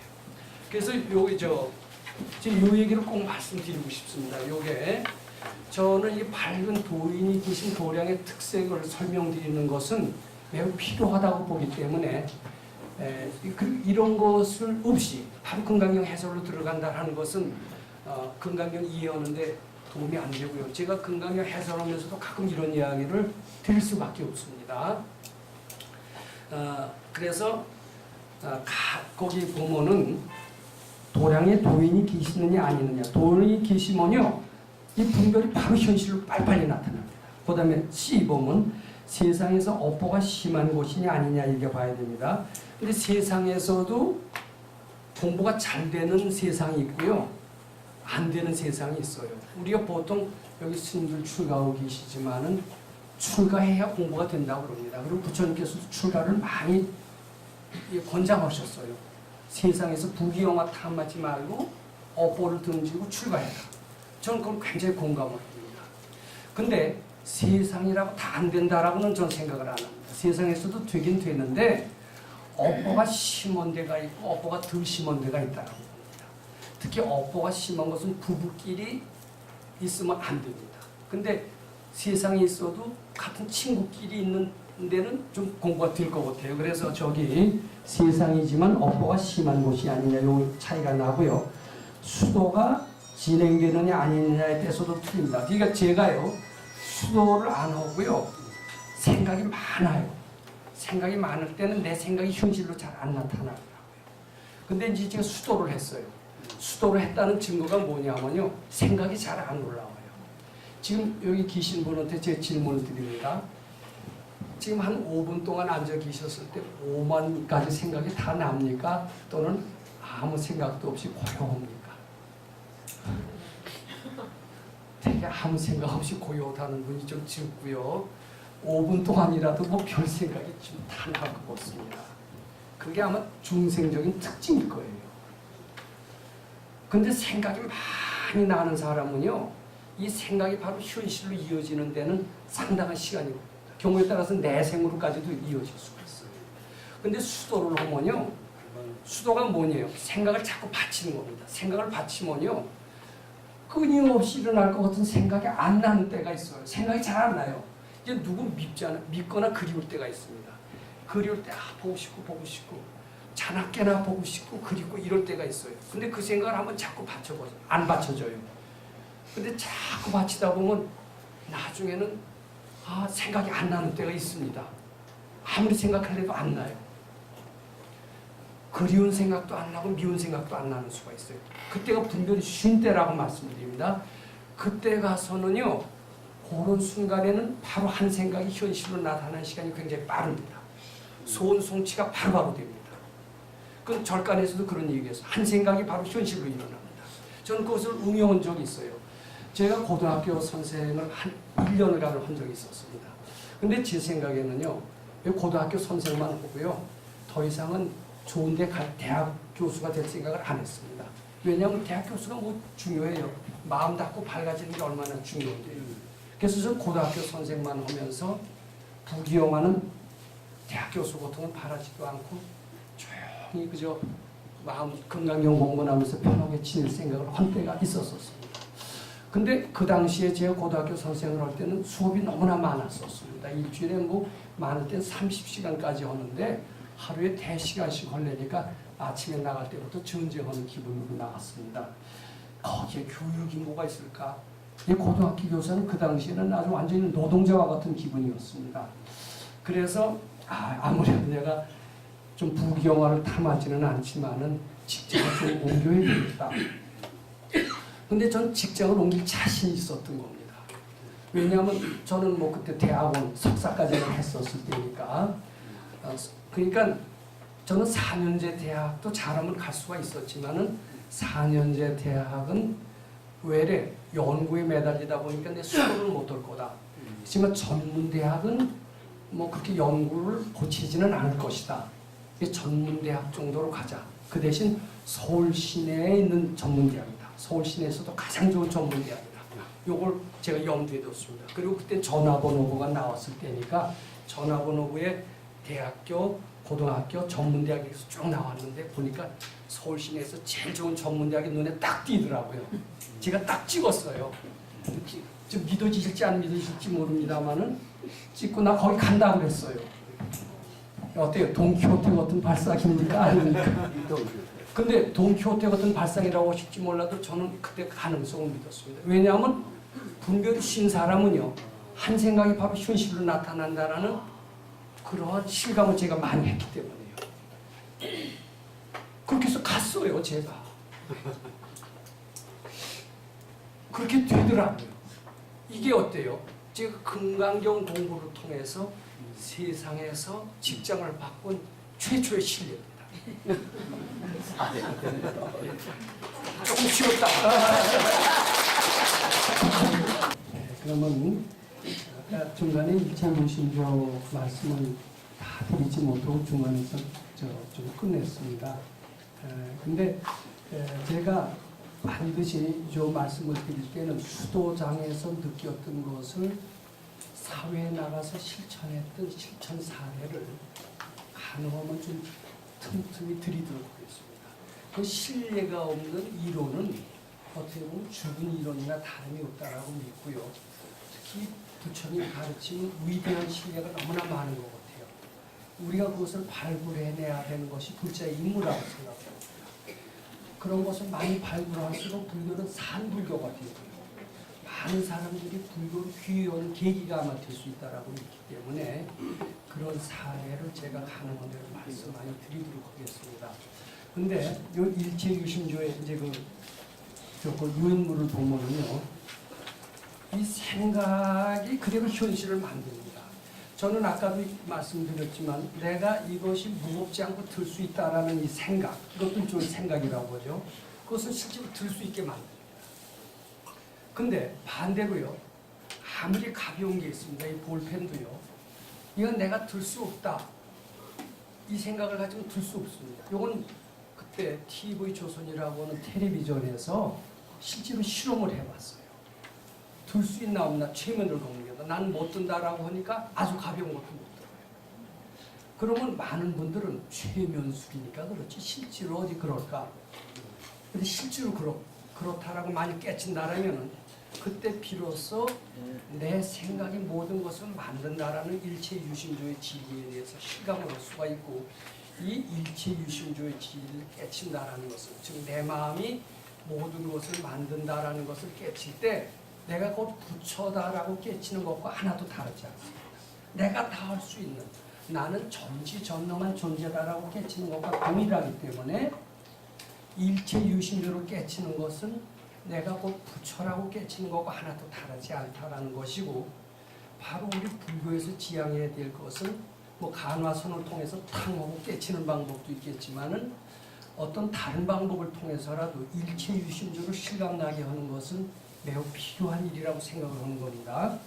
그런데 일체유심조를 즉 이 생각에 바로 현실로 나타나는 가장 좋은 조건이 뭐냐, 가장 좋은 환경이 뭐냐, 제가 여기서 썼습니다. 가장 빠른 환경은 도인 계신 곳에서 제가 수도를 잘한다라면은 굉장히 빠릅니다. 그리고 반대로요, 가장 느린 환경은 어떤 것이냐면은 가족과 함께 있는 게 안 좋습니다. 그리고 가족과 함께 있으면서 수도를 하면은 일체유심조를 실감을 좀 해요. 근데 가족과 함께 있으면서 수도를 안 하는 경우는 굉장히 늦습니다. 근데 불교에서는 외래 이렇게 얘기하시는 저 스님들도 꽤 있는 것 같아요. 가족을 뭐 부처님처럼 봐라 이렇게 얘기를 하시는 분들이 있습니다. 뭐 그것은 가족을 갖다가 형편없는 사람으로 보지 말고 하찮은 사람으로 보지 말고 부처님처럼 본다라는 점에서는 좋겠죠. 근데 이게 가다가다 굉장히 위험한 말이 될 수도 있다라고 생각합니다. 근데 기독교에서는 이런 얘기가 있어요. 무슨 얘기가 있느냐면 집안 식구가 원수래요. 네. 이런 얘기가 마태복음 10장 34절, 제가 정확한 기억을 못합니다. 마태복음에 있습니다. 그러면서 뭐 설명이 나와요. 하나님보다 가족을 더 좋아하는 사람은 내 사람이 아니다. 하나님보다 부귀영화를 더 좋아하는 사람은 내 사람이 아니다. 이런 표현이 나옵니다. 비록 기독교 얘기지만은 그걸 불교에서 이미 헛 얘기나 다름이 없다라고 저는 믿습니다. 왜냐하면은 가족에 대한 애착은요, 수도하는데 큰 지장이 된다는 것은 만천하에 알려진 불교의 중요한 핵심 진리 중에 하나입니다. 그런데 가족과의 애착이 수도에 장애가 된다는 것을 다른 표현으로 한다면 뭐냐면은 기독교식으로 좀 표현하고자 합니다. 부처님 좋아하는 것보다 가족보다도 부처님을 좀 더 좋아해봐라. 가족을 멀리하라는 게 아니다. 가족도 사랑해야 된다. 가족도 사랑하지만 가족 사랑하는 것보다 부처님을 더 좋아해라. 이런 말씀 저는 불교에서도 꼭 필요하다고 생각합니다. 그 다음에 부귀영화를 좋아하지 말라라고 저는 말씀드리고 싶지 않습니다. 부귀영화 좋아하는 것보다 부처님을 더 좋아해라. 그러면 부처님과 만나게 되는 것이다. 부처님과의 만남, 기독교에서는 하나님과의 만남을 얘기를 많이 하지만 불교에서는 부처님과의 만남이라는 표현이 덜 사용되는 것 같아요. 근데 저는 오늘이요, 저는 이것을 우리 나름대로 새로운 불교라고 이렇게 말씀드리고 싶은데, 부처님과의 만남이라는 용어를 잘 써야 됩니다. 부처님과의 만남은 말하자면 당자의 삶에서 벗어나는 겁니다. 당자의 비유가 어디서 나왔습니까? 법화경에서 나왔어요. 근데 그것을 기독교 성경에서 해서 그 성경이 법화경에서 나왔다는 얘기가 있습니다. 그래서 아주 기독교처럼 되어 있는데 사실 당자 얘기는 법화경에서 많이 나왔는데, 당자의 삶에서 벗어나는 길은 부처님과 가까워야 돼요. 특히 가족보다도 부처님 더 좋아해야 돼요. 부귀영화보다도 더 좋아해야 됩니다. 그래서 제가 이렇게 쓴 겁니다. 가족과 함께 있을 때는요, 그런 얘기들 해요. 그래도 가정이 최고지. 믿을 수 있는 것은 처자식밖에 없지. 내 처자식으로 해서 모든 것을 바치지. 세상 사람으로서는 지극히 당연한 일입니다. 근데 그리고 스님들까지도 그런 얘기를 하시는 분들이 있어요. 그거 어떠냐? 당연하지 않느냐? 처자식하고 그리고 시간 있을 때 절에 와라. 또 이렇게 또 얘기하시는 분도 있어요. 말 됩니까? 근데 전 깜짝 놀래요. 스님이 그런 소리를 하시면 안 된다고 생각합니다. 기독교는 어떻게 해요? 가족보다도 하나님 더 사랑하라. 이런 이야기를 합니다. 저는 어떤 교회에서 이런 얘기를 하는 교회가 있습니다. 뭐냐면은 시간이 남아서 교회로 오는 사람, 돈이 남아서 헌금하는 사람은 교회 오시지 말고 헌금하시지 마십시오. 하나님은 그런 사람을 만날 시간이 없고 하나님은 그런 돈을 받지 않습니다. 이런 이야기를 어디서 합니까? 교회에서 합니다. 저는 똑같은 이야기를 절에서도 할 수 있다라고 봅니다. 시간이 남아서 한가한데 절에 오시는 분은 절에 오시지 않는 게 좋습니다. 왜냐하면 부처님 그런 분 안 만나주시고 그건 교회에서만 그러는 게 아니라 불교에서도 똑같습니다. 그리고 돈 남아서 헌금하는 분은 부처님이 안 받습니다. 안 받아주세요. 제일 먼저 부처님이 드려야죠. 그리고 가장 먼저 부처님 오는 마음을 내야죠. 이래야 부처님과 만남을 이룰 수가 있습니다. 그럼 부처님 만나서 뭐하게 이렇게 얘기를 합니다. 부처님 만나면요 정말 탕자의 삶에서 바뀌는 겁니다. 불교가 이런 식으로 가야 된다라고 저는 이렇게 믿습니다. 그래서요 이제 가장 느린 환경은 가족과 함께 있거나 부귀영화와 함께 있을 때는 부처님과 멀어지고요. 그것은 달리 말해서 무능했던 사람이 유능해지긴 아주 어렵습니다. 뭐 본래 유능했던 복을 타고난 사람은 그대로 능력을 발휘하면서 그런 대로 이게 최고다라고 그렇게 살겠죠. 그런데 무능했던 사람이 좀 유능하고 불행했던 사람이 행복해지고 무지했던 사람이 좀 지혜롭게 되고 하고자 하는 사람은 적어도요 가족보다는 부처님 더 좋아해야 돼요. 근데 그건 누구한테나 그리고 필요하다라고 생각합니다. 자, 그래서요 여기 이제 결과를 체험인데요. 제가 이렇게 참 궁리가 많았던 사람입니다. 아주 감수성도 강했고요. 정도 많았던, 정도 지금도 정이 참 많은 편입니다. 너무 좀 정이 많아서 지금도 이 공부가 제가 아마 정이 좀 적었으면 벌써 도통했을 거예요. 생각이 이렇게 많고 그러니까 깨지는 것도 많고 이렇게 됐던 것 같습니다. 근데 그래도 자꾸 받쳤어요. 안 받칠 수가 없었어요. 이제 받친다는 거 다시 말씀드립니다. 올라오는 생각을 부처님하고 바꾸는 겁니다.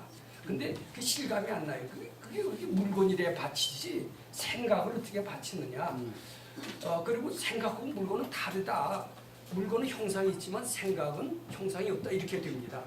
근데 그건 처음의 얘기고요. 자꾸 그 실감이 안 나요. 받치려고 하다 보면은 생각이 바로 물건과 다르지 않다라고 느낍니다. 생각에 어떤 실체가 있어요. 받쳐진다라는 것이 있을 수 있다라는 느낌이 듭니다. 처음부터 그 대뜸 알려고 보시면 안 됩니다. 무조건 어떻게 믿어야 됩니다. 뭐 믿는 게 아니라 이거는 해능대사도 그렇게 얘기를 했습니다. 그리고 그렇게 해봐야 손해나는 거 없어요. 자기 생각 바치는 건데요. 뭐 돈 달라고 하는 겁니까? 한번 해보세요. 속는 셈 치고 해보는 게 좋습니다. 우리 속는 셈 치고 죽은 셈 치고 해보는 자세는 매우 필요하다고 생각합니다. 그래서 자꾸 하다 보면요. 받쳐져요. 내 생각이 없어져요. 생각이 없어지고 그 뒤에는 뭐가 느껴지느냐면요. 내 생각대로 현실이 이루어지는 것을 느낍니다. 제가 조금 전에 뭐라고 했어요? 고등학교 선생님이 싫으니까요. 그것도 내가 찍는 대로 되나 안 되나 보자. 서울 시내에서 가장 좋은 대학. 제가 이름만 대도 알 수가 있습니다. 지금은 없어진 대학입니다만. 딱 찍어서 바로 됐어요. 근데 그런 게 한 번이 아니에요. 그러니까 무슨 생각이 들어요? 분별만 없으면 생각이 현실로 되어진다는 것을 느끼는 겁니다. 내 생각이 바로 현실이로구나. 근데 요거는 초보자 때는 도저히 실감 못하는 겁니다. 수도를 하게 되면 실감이 내 마음이 현실을 만드는구나. 기륭화복을 만드는구나. 기륭화복을 만든다는 것을 확실히 실감을 해요. 그래서요. 그리고 이제 요 결과 체험 1번 보세요. 시시각각으로 소유성취의 말씀을 실감한다라고 이제 제가 썼습니다. 근데 시시각각으로 지금 소원성취되고 있다라고 생각하십니까? 내 소원대로 되는 건 하나도 없다라고 생각하십니까? 제 질문을 드리고 싶습니다. 자, 우리 할아버지 참 대단하십니다. 지금까지 88세를 사신 것 같은데 수많은 경험을 하셨죠? 소원대로 되신 게 많아요? 소원대로 된 게 별로 없어요? 소원대로 되는 것이 많아요. 소원대로 안 된 것도 있어요? 없어요? 있지요. 있어요? 예. 자, 소원대로 된 게 많다라고 생각하십니다. 근데 소원대로 안 된 것이 있느냐라고 물어보면 다른 분들은 대부분 뭐라고 그러는 소원대로 안 된 게 많지 된 게 뭐가 있어 이렇게 얘기하는 분이 훨씬 많은 겁니다. 근데 그건 우리 생각이지요. 부처님 같은 밝은 도인이 본다라고 생각하세요. 100%예요. 99%도 아닙니다. 100% 네 생각대로 다 이루고 있다. 이렇게 얘기하세요. 전쟁에 지는 것도 네 소원 성취다. 말 됩니까? 안 됩니까? 다 그렇대요. 근데 요거 저는 요거 안 믿었어요.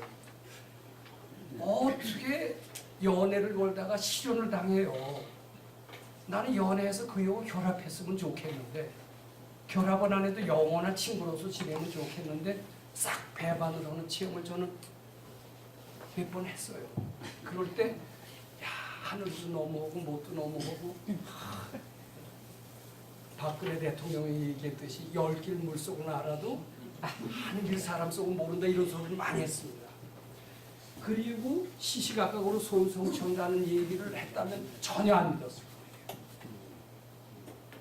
근데 제가요, 제 생각이 바로 현실로 나타나는 걸 봤어요. 제가 좋은 전문대학을 딱 찍었을 때 바로 이루어지는 걸 체험했는데 또 제가 은큼한 생각을 하면 바로 재앙으로 된다는 것도 또 체험했습니다.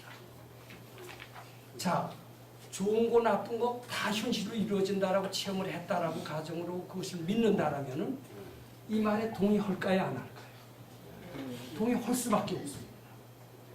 아, 이 밝은이가 얘기하시는 시시각각으로 너는 소원성취한다는 얘기를 믿습니다. 근데 시시각각으로 소원성취한다는 얘기를 그 전에 여기 스님들은 들어보신 적이 있는지 모르겠습니다. 절간에서 그런 얘기 하는지 모르겠어요. 근데 우리 백 박사님은 그렇거든요. 그리고 우리가요, 부처님처럼 위대한 존재래요. 전지전능한데요. 다 자기가 원하는 대로 다 하고 있대요. 근데 그 말만 믿는다면 시시각각으로 소원성취해야 맞습니까? 안 맞습니까? 그 말대로라면 맞아요. 근데 백 박사님 그걸 인정을 해요. 그러면서 신뢰가 뭐냐면요. 우리는 이제 6.25 때 뭐 300만이 죽었다고 그럽니다. 여기가 뭐 200만이고 북한이 뭐 100만이가 죽었어. 뭐 300만이 죽었는데 이제 우리는 왜 죽었냐 그러면 그 김일성 뭐 그 이제 그지들이 이제 불법 남침을 해서 죽었다 이렇게 오고 그때 사람들은 김일성은 이를 갈았습니다. 김일성은 악의 대명사였습니다.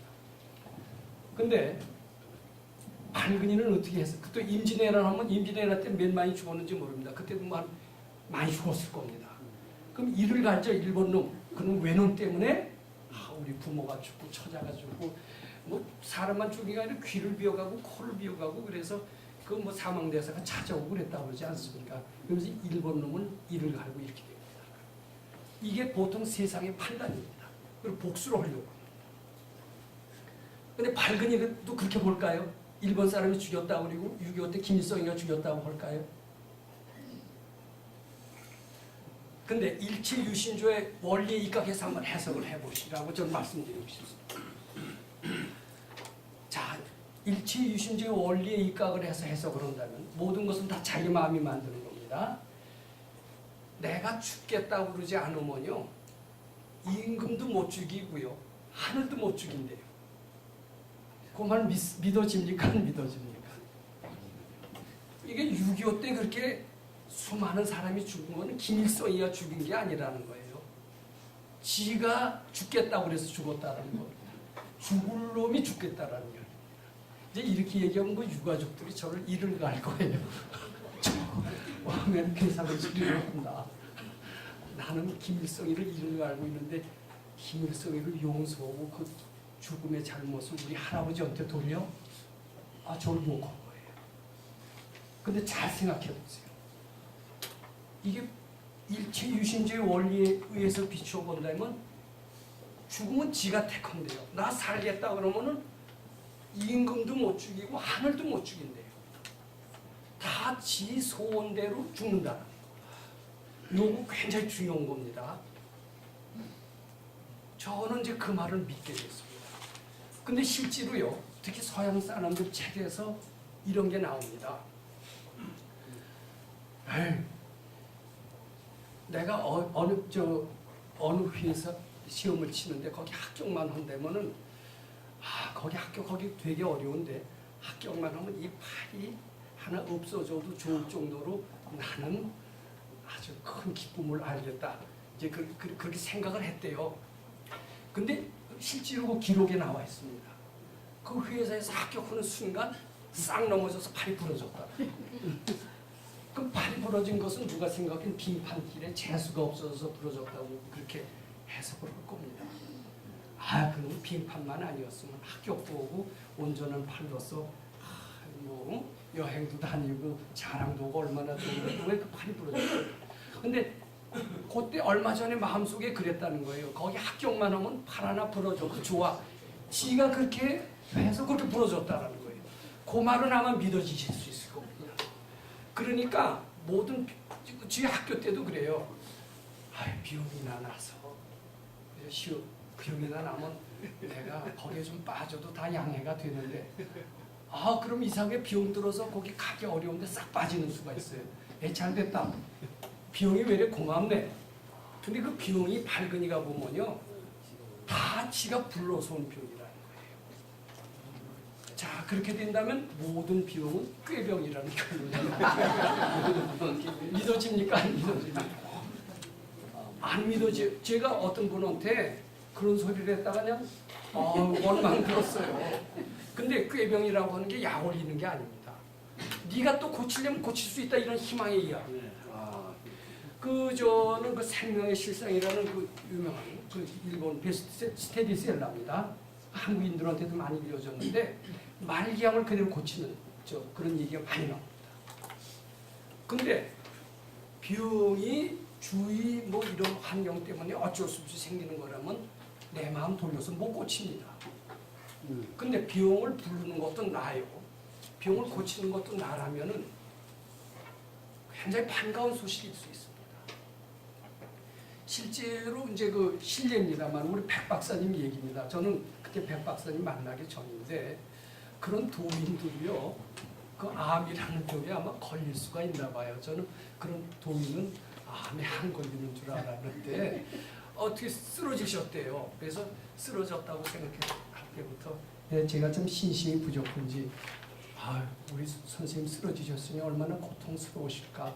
나라로 가서 병가호로도 해드려야지. 이게 제자에 대한 도리 아니겠어요? 그렇습니까? 안 그렇습니까? 근데 전 그렇지 못하고요. 도인이 왜 쓰러져? 수도를 잘못한 게 아니에요. 그랬어요. 이게 참 제가 문제입니다. 지금도 그래요. 근데 이게 잘못된 걸 압니다. 근데 어떻게 쓰러지셨어요? 근데 이제 그분을 세브란스 병원에 연세 모시고 갔어요. 갔더니 이제 무슨 암이래요. 수술해야 된대요. 그러니까 이제 제자가요 걱정이 됐어요. 이거 도인의 몸에 칼을 대다니 그거 창피해요? 안 창피해요? 근데 요새는 뭐 스님들도 암에 걸려서 돌아가시는 분이 있는지 모르겠습니다만은 좀 아마 좀 창피하다고 생각을 해요. 왜냐하면 병이라는 게 불교식으로 하면 다 번뇌 망상에서 생긴다라고 이렇게 되어 있으니까 저 도인이라고 하면서 암에 걸린다라고 하면은 뭐 이런 얘기 있습니다. 큰 스님인데 좌탈인막 못하면 창피니까 어떻게 뭐 그런 얘기 있어요. 이렇게 해서 그렇듯이 만약 도인이 암에 걸렸다는 건 창피라고 볼 수가 있습니다. 그래서 그 수술할까 말까 이제 이렇게 하다가 말씀을 드렸대요. 말씀을 드렸더니 백 박사님 다음에 총장 오시던 분이 조명기 씨라고요. 여기 동구대학교 총장 오신 분인데 제가 직접 들었어요. 조명기 선생 얘기가 나 암이야? 수술하지 마. 그 자리에서 튀어나오셨대요. 거뜬하셨어요. 이건 한 생각 바꾸니까 암이 그대로 병이 아닌 거예요. 근데 그런 얘기는 생명 실상이 많이 나옵니다. 저는 건강경 잘 읽고요. 병이 본래 없다라는 그런 믿음만 가지신다라면은 병이 다 지가 만든 거고 지가 없앨 수 있다라는 이런 그런 원리에 따라서 모든 병도 다 고칠 수 있다라고 있습니다. 이건 굉장히 반가운 소식일 수 있습니다. 그래서 여기 이렇게 썼습니다. 현실은 모두 소원성취 결과 체험 1 해서 시시각각으로 소원성취 말씀을 제가 실감을 하게 됐습니다. 아직 완전히 여기까지 제가 또 뭐 이렇게 깊숙이 믿지는 못하지만 상당히 실감을 했고요. 현실은 모두 소원성취의 결과 따라서 다 이게 소원성취되는 겁니다. 이런 남편 만난 거, 뭐 누구 탓하고 이런 아내 만난 것을 뭐 하지만은 다 내가 불러들인 거니까 요것을 알게 된 뒤에는 다 감사할 수밖에 없어요.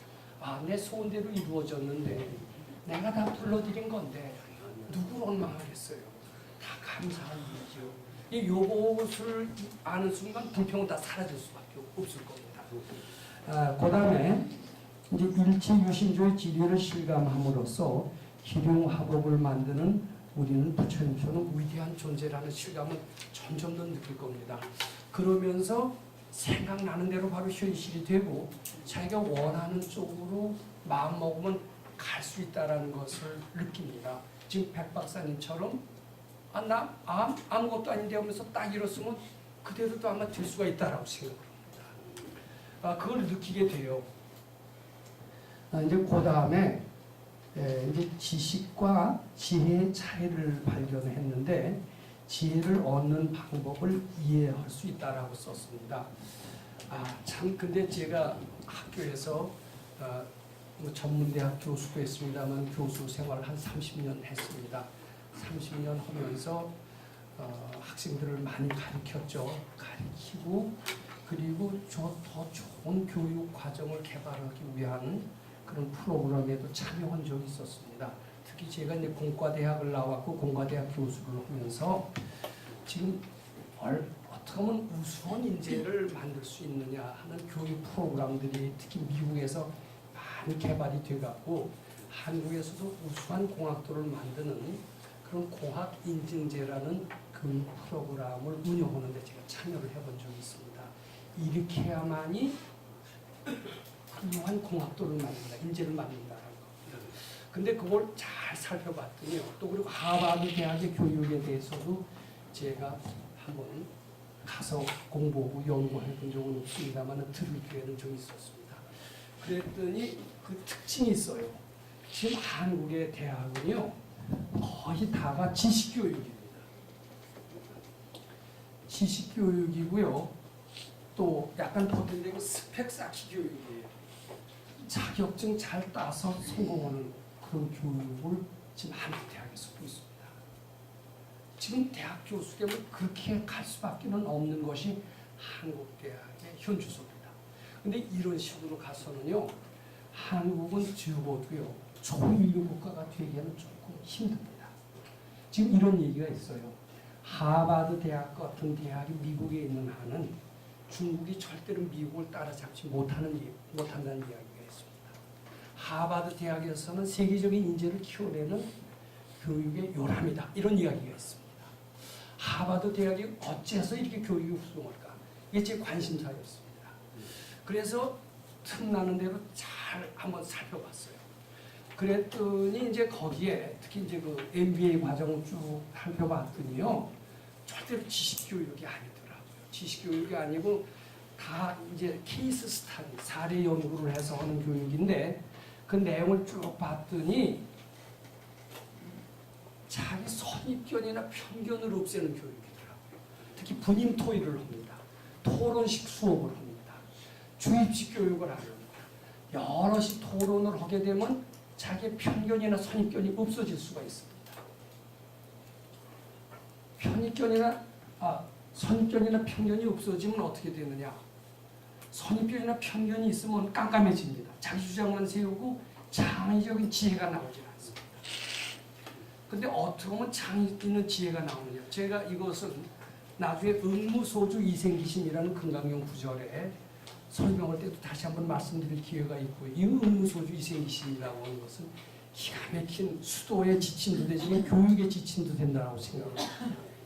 선입견이나 편견을 없애라는 얘기고요. 그것이 없어질 때 지혜가 나옵니다. 교육으로 하면 창의력이 나옵니다. 능력이 나옵니다. 그래서 하버드 대학의 교육이 서로 토론식 수업을 하고 뭐 분임 토의하고 이렇게 함으로써 편견이나 선입견이 없어지면서 속에 잠재되어 있는 무한한 부처님의 능력이 드러나는 거예요. 근데 그것을 그인애들은 설명할 줄 몰라요. 근데 우리가 보니까 그런 것 같아요. 그래서 노벨상도 많이 나오고 이렇게 되는 겁니다. 근데 아직은 한국은 그런 선입견이나 편견을 없애는 교육이 없어요. 근데 저는 금강경 교육 방법을 대학에 적용시켰으면 참 좋겠다라고 생각을 하고, 제가 그렇게 해서 실제로요 괜찮은 논문을 쓴 적이 있기 때문에 제가 이런 말씀을 드리는 겁니다. 좋은 논문 나올 수 있습니다. 좋은 논문은 금강경식으로 해서, 금강경식이 선입견이나 편견이나 분별망상이나 이게 다 마찬가지 얘기입니다. 그것을 없애는 데는 최고의 교육 방법. 그렇게 함으로써 위대한 교육자를 만들죠. 과학자를 만들 수도 있다라고 저는 그렇게 믿습니다. 그것이 바로 이제 창의성 얘기를 했는데 그게 바로 지혜더라고요. 지혜. 근데 우리 한국은 지금 지식과 스펙 쌓기 교육이고요. 하버드 대학은 지식과 스펙 쌓기 교육이 아닙니다. 상당히 창의성이라는 말을 쓰고요. 응용력이라는 말을 쓰는데 이것은 우리 불교식으로 하면 지혜교육이나 다름이 없습니다. 아상이 없는 거고요.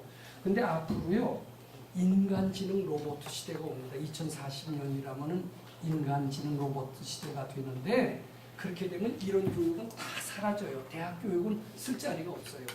대학에서는 뭘 가르쳐야 되느냐면 창의성이나 응용력이나 이런 지혜 교육을 가르쳐야 됩니다. 그래서 이 금강경식 수업이라면은요 초인류 교육이에요. 컴퓨터가 도저히 기가 막힌 컴퓨터가 못 따라오는 교육인 거예요. 지금 컴퓨터가 웬만하면 사람의 능력을 다 앞서가는데 그것은 이미 예정된 공시에 의해서 하는 겁니다. 그래서 앞으로 의사들 발 못 붙입니다. 컴퓨터가 다 합니다. 법률가 발 못 붙입니다. 공학도 발 못 붙입니다. 살아남는 게 뭐냐 하면요 인문계, 문사철. 문사철은 컴퓨터가 못한대요. 그래서 미국의 구글이라는 회사에서는요 그 전에 이공계 학생을 많이 썼는데 요새는 60~70%가 문사철, 인문계 학생을 쓴대요. 인문계 학생은 이렇게 공식적이질 않아요. 외래 순수해요. 그러니까 오히려 거기서 더 창의성이 나온다. 자, 그런 거 쭉 대입을 해다 보다 보면 이 금강경이 교육 프로그램에 하면 최고예요. 이건 아마 우리가 빨리 스님들이 앞장서서 해야 된다고 저는 말씀드리고 싶어요. 정말입니다. 그래서 우리가 지금 지혜교육하고 지식교육 이거 구분하는 사람조차도 없어요. 이게 큰일입니다. 그리고 사실 지혜라는 말은 동양의 전유물입니다. 근데 이 엉뚱한 서양 사람들이요 치고 올라와서요 하버드가 지혜교육을 해서 지금 사실요 한국의 수재들이요 미국 유학 가면 열등감 느끼고서 옵니다. 서울대학에서 수석을 하면 뭘 옵니까? 거기 가면요 도저히 못 따라가요. 왜냐하면 여기 달달달 외우고 쪽지게처럼 찍어내는 데는 도사죠. 토론식 수업이 못 따라가거든요. 이게 열등감 느끼고 와요. 이게 어떻게 한국에 장래가 있겠어요? 이게 한국 교육혁명이 일어나야 됩니다. 지금 말로는 뭐 경제가 10위권이라고 하지만요. 제가 기초과학을 해봐서 그렇지만 기초과학에서는 많은 수재들이요. 열등감 느끼고 옵니다. 근데 저는 이런 데서도 미국을 따라잡을 수 있는 것이 길이 어디서 찾느냐. 저는 이 금강경 공부에서 찾을 수 있다라고 보는 겁니다. 그 확실히 그 기회에는 나중에 강의할 때 말씀드릴 수가 있을 것 같습니다. 그 다음에 자 제가 좀 시간이 좀 적어서 약간 좀 빨리 나가겠고요. 부족한 것은 다음 강의로 보충하겠습니다.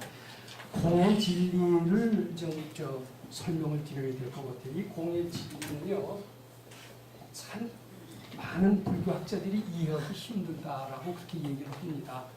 그래서 여기 사실인지 모릅니다만 이 동국대학에서 나온 아주 위대한 불교학자인 고익진 교수입니다. 고인이 되셨지만 그분을 상당히 존경하는 불자들이 많더라고요.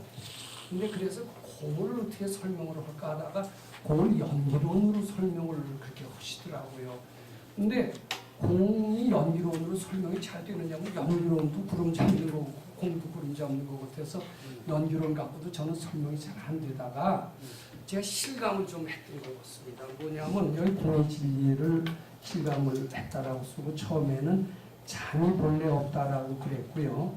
병이 분별일 뿐 본래 없다라고 했고요. 세 번째 빈곤이 분별일 뿐 본래 없다라고 했고요. 네 번째 무지무능이 분별심을 본래 없다라고 했다. 이런 표현을 썼습니다. 착각이고 본래 없다라는 겁니다. 우리 반야신경에 뭐라고 표현이 나오니까 온개공 그랬어요. 온이 다 공이다. 근데 요거 그리고 색즉시공이라는 말이 나옵니다. 색 한자로 시공인데 이 공이 뭐냐? 색이 없다라는 게 아니에요. 요거 해석이 좀 어려운 것 같습니다. 근데 색이 있다라고 봅니다. 이게 책상이라는 색 아닙니까? 있다라고 오는 게 이 진짜 있는 것 같아요. 저 과학을 했기 때문에 분명히 있는 것 같아요. 중량이 몇 킬로, 뭐 부피가 몇 킬로, 3차원에 분명히 있는 것 같아요. 있습니까? 근데 있다라는 게요. 왜 있다? 왜 있느냐? 진짜 있으니까 있지. 왜 있느냐고 이걸 물어보냐 이렇게 합니다. 근데 이 수도를 하고 보니까 내 탐진치가 잔뜩 있으니까 있는 거로 보인다라는 것을 좀 알겠습니다. 그 말 믿어집니까? 안 믿어집니까? 그걸 믿어줘야 돼요. 재수 없는 이는 믿어야 돼요. 저 법화경에도 그런 얘기가 나오는데 쥐업이 많으니까 책상이 있는 것 같다라고 얘기하면 참 웃기지 마라. 쥐업을 그런 데다 써먹는 거지. 아마 이러실 거예요. 아 근데 그 말이 맞아요. 우리가 너무나 부처님을 등지고요. 무명의 세계에서 못된 짓을 하니까 이게 진짜 있는 것처럼 보이는 거예요. 근데 그것은 우리 중생 세계에서 절대로 실감을 못 합니다. 그리고 이제 제가 실례로요. 잠은 하루에 8시간 꼭 자야 되는 걸로 그렇게 알았어요. 7시간만 잤다 하면 그 이튿날은 10시간을 자서 꼭 보충을 하는 이런 기질이었어요. 그래서 저는 그런 철학이 꽤 있어서요. 그때 대학 입시 때도요. 잠잘 건 다 잤습니다. 근데 용케 제가 원하는 대학에 들어가긴 했습니다만은 의사 선생님한테 물어봐도 잠은 꼭 자야 된대요. 안 자면 안 된대요. 믿습니까? 안 믿습니까? 근데 제가 이 금감이 오면서 그걸 깨졌어요. 백 선생님은 잠 안 자라는 소리 안 합니다. 저녁 때요. 저 장자부라라는 거 여기 스님들 수행을 하시지만 장자부라라는 걸 한번 해본 적이 있습니다. 어떠냐면 저녁 때요. 잠 안 자는 게 아니에요. 그냥 금강경 읽어요. 읽으면 이제 졸려요. 나도 모르게 졸립니다. 근데 그때 싹 그리고 자리 피고 자고 싶어요. 근데 자지 않고요. 또 읽어요. 그러다 또 졸려요. 근데 자리 피고 자면 한 6시간은 잘 건데 읽다 졸다 하면은 실제로 잠자는 시간 한 3시간쯤 돼요. 그런데 나 잠 덜 잤다라고 하면 그 이튿날 여지 없습니다. 근데 수도장에서는 그런 분별을 못 내기 때문에 이제 그 생각도 받치면서 하면은 한 3시간 졸면서 견뎌요. 근데 한번 계속 그리고 지낼만 한데 이렇게 되더라고요. 그래서 제가 21일까지 해봤습니다. 장조 안 넣어봤어요. 못 할 줄 알았어요. 근데 그것도 낮에 계속 중노동을 하면서 하는 겁니다. 그때 중노동 안 하면서 했다면 저는 계속해서 할 수가 있었을 것 같아요. 그리고 편해요. 해암 스님 유명하시지 않아요? 해인사 50년을 장잡을 하셨던 유명한 분인데 안 믿었어요. 근데 제가 건강에 하다 보니까 앉아서 지내는 게 가능하더라고요. 그리고 오히려 더 편한 것을 느낍니다. 근데 이상한 것은요. 잠이요. 점점 줄어요. 그리고 잠 안 자면 보충을 했었어요. 근데 그러다가 어느 때 방심해서 잠원이 골이 띵해요. 그리고 깨어있으면 더 명랑해요. 이상하다 이렇게 됩니다. 의사들은 아니라 그럴 거예요. 근데 그건 표준이 어디다 두냐면 보통 사람한테 표준을 두고 8시간 자야 된다는 거예요. 근데 이 수도하는 사람한테는 그 공식이 안 맞습니다. 전 자신이 없습니다. 왜냐하면 전 과학도이기 때문에 제가 그 말씀을 드릴 수 있습니다. 과학자들이 정한 표준은 보통 사람을 기준으로 합니다. 마음의 주위 환경에 영향을 받는 보통 사람들의 표준을 두고 온 겁니다. 근데 마음을 지배할 수 있는 사람이라면 잠도 지배할 수 있다는 느낌을 갖게 되고 나중에는요. 밤을 꼬박 새도요. 그 이튿날 보충해야 될까요? 더 맑아질까요? 아니요, 보충 안 해도 되던데요. 제가 그래서 까불었어요. 어떻게 까불었냐면 나는 이제 잠 안 자도 된다. 이래갖고서는 우리가 그때 도반들이요 다 같이 한 10몇 명이 벌써 한 20년 됐습니다. 티벳을 갔어요. 티벳을 가는데 어떻습니까? 거기 평균 4,000m래요. 근데 거길 가는데도요 자신만만했어요. 왜냐? 나는 잠을 극복한 사람이다. 그건 잠을 극복하려서 극복한 게 아닙니다. 건강에 있다 보니까 저절로 잠이 줄어들었을 뿐이에요. 저절로 잠 극복하라고 하면 못 극복했을 거예요. 이 건강경만 있다 보면 일단 그래갖고서는 그때 무슨 책을 만드는데요. 그때 2,900m까지 올라갔는데 여기도 산소가 상당히 희박한 데입니다. 그때 밤 꼬박 새우면서 책 만드는데 세미나 했어요. 지금 생각해 보니까 너무 오만했던 것 같아요. 그러다 되게 혼났는데요.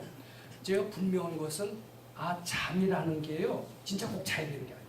잠도 하나의 분별이고 착각 현상이고 사실은 안 자려면 안 잘 수 있는 거예요. 본래 없는 겁니다. 본래 없는 거예요. 근데 내가 자야 된다라는 생각으로 있는 것처럼 된 겁니다. 본래 없다. 그게 공입니다. 공을 알겠어요. 근데 잠이 없는 것을 아니까요. 나중에 딴 게 적용하기가 쉬워요. 이 배고픈 것 사람 한 끼 세 끼 꼭 먹어야 되는 거로 알았어요. 근데 배고픈 것도 자꾸 바쳤어요. 자꾸 바치니까 부처님께 바치는 겁니다. 되게 배가 고파요. 밥 생각나고요. 한 끼 먹어봤어요. 그것도 저는 한 끼만 먹고 낮에 일 안 하면 되면 한 끼를 계속 살 자신 있어요. 근데 낮에 중노동 오면서 한 끼 먹으니까요. 정말 되게 밥 생각 많이 났습니다. 근데 그것도 자꾸 바치니까요. 든든하더라고요. 이상해요. 어떻게 보면 본능의 세계를 넘어서는 그 뭐 힘이 있는 것입니다. 그러면서 제가 비로소 공이라는 말을 이해하게 됐습니다. 이 공이라는 말은요, 실제로 수도를 해봐야 합니다. 근데 저는 수도하라고 그러면 못했을 거예요. 더 안 하는 삐딱한 성격이 있어요. 근데 금강경 읽어라. 금강경 읽어라 그랬지 수도하라고 안 그랬어요. 그 방법이 좋습니다. 절대로 수도하라. 용맹정진해라. 가행정진해라. 이럴 필요 없어요. 그 금강경 즐겁게 읽어라. 요거만 하면 됩니다. 근데 잘하면 즐겁게 읽을 수 있습니다. 즐겁게 읽다 보면요. 잠도 달아나고요. 소원 성취도 되고요. 어떤 분이 그래요. 건강히 읽다 보면 어느덧 소원이 다 이루어지고 어느덧 근심 걱정이 다 달아나고 실제로 그렇게 되는 것 같아요. 실제로 소원 성취하려고 그러면 이를 악물고 절치부심하고 난행고행하고 절대로 그럴 필요 없어요. 건강형만 잘 읽어서 생각을 바꾸기만 하면은 본래 없다가 됩니다. 무능이 유능으로 바뀝니다. 실제로 그런 사람이 있어요. 쌀이 무거워요. 80kg. 못 들어요. 그래서 무겁다는 생각을 부처님께 바쳤어요. 그게 뭐 받쳐지냐. 본래 무거운 걸. 실제로 자꾸 바치니까 어느 날 딱 보니까 하나도 안 무겁게 느껴지거든요. 그럼 안 무겁게 느껴진다고 실제로 들어지냐. 안 무겁게 느껴지는 것과 실제로 들어지는 것은 다르지 않느냐. 이렇게 생각하기 쉽습니다. 그런데 안 무겁게 느껴지는 것은 이제 육식의 얘기고요. 자꾸 바치다 보면 70, 80, 잠재의식까지도 안 무겁게 느껴지는 그런 순간이 오는가 봐요. 그때 싹 들어봤더니 들리더래요. 그이는 몇십 년 동안 무거운 걸 잘 듣는 사람을 실제로 봤습니다. 이거 바치는 방법을 해서. 그래서요, 제가 지금 정리를 하겠습니다. 잠이 본래 없다가 느껴집니다. 이건 사실입니다. 그 다음에 병이 분별일 뿐 본래 없다. 병에 대한 자신도 아마 좀 생길 거로 봅니다. 그 다음에 빈곤이 분별일 뿐 본래 없다. 이렇게 되면 가난한 사람이 부자가 되는 것은 가능하다라고 생각합니다. 우리 도반들 중에서도 이 건강경 공부를 통해서 꽤 큰 부자가 됐어요. 그래서 당신은 어떻게 이렇게 부자가 됐느냐. 옛날엔 나하고 재산이 뭐 비슷비슷하고 나보다 별로 나을 게 없는데 이제는 가보면요. 제가 상대를 못하겠어요. 어떻게 이렇게 부자가 됐지? 여기 사업체 이름 제가 안 가르쳐 주겠습니다. 그분한테 신뢰가 될 것 같아서. 그랬더니 선생님 시키는 대로 했지 그래요. 중간에요. 경영대학원 갈 필요 없습니다. 부자 되시려고요. 이 건강경 공부 잘하면 된다고 저는 믿습니다. 다 제대로 해야 됩니다. 그래서 공을 제가 실감을 했다라는 얘기고요. 그다음에 이제 좀 빨리 하겠습니다. 근간경 공부가 나중에는요 이렇게 됩니다. 안 하면 바로 재앙으로 돼요. 그리고 허무는 축복으로 오는 것을 느낍니다. 이게 공부 안 할 수가 없어요. 알고 보니까 수많은 재앙은 내가 안 해서 된 거예요. 그래서 이 공부 한번 하신 분은요 안 할 수 없습니다. 저는 이게 강의만 들으시지 마시고요. 이 강의 들어오시는 분은 오늘부터라도요 아침에 한 번 근강경 꼭 읽으시기 바랍니다. 그것은 하루 종일의 재앙을 소멸하는 것이 됩니다. 왜냐하면 근강경을 읽는 순간 우리는 부처님 마음과 하나가 됩니다. 거기 부처님의 엑기스가 담겨 있습니다. 그렇게 믿으셔야 됩니다. 해능대사의 말씀이기도 합니다. 부처님이 되는 순간 모든 번뇌망상이 사라지면서 번뇌망상이 재앙을 만들거든요. 재앙이 없어져요. 저녁 때 읽으시는 게 좋습니다. 밤사이에 재앙을 소멸합니다. 그리고 올라오는 생각은 자꾸 부처님 하는 마음으로 바꾸는 연습을 오늘부터 한번 해보세요. 잘 안 되면 질문하셔도 좋습니다. 그거 해서 손해보는 거 없잖아요. 손해보는 거라면 속아 넘어갈까 하는 염려도 있지만 안 속습니다. 저는 많이 속아 넘어갈까 봐 했는데 괜찮더라고요. 그렇게 한번 해보시기를 바라고, 그렇게 되면 이게 종교가 돼요. 불교를 흔히 수련으로 합니다. 하면 좋고 안 해도 괜찮아요. 근데 이게 하다 보면 안 할 수 없어요. 꼭 해야 됩니다. 안 하면 지옥 갑니다.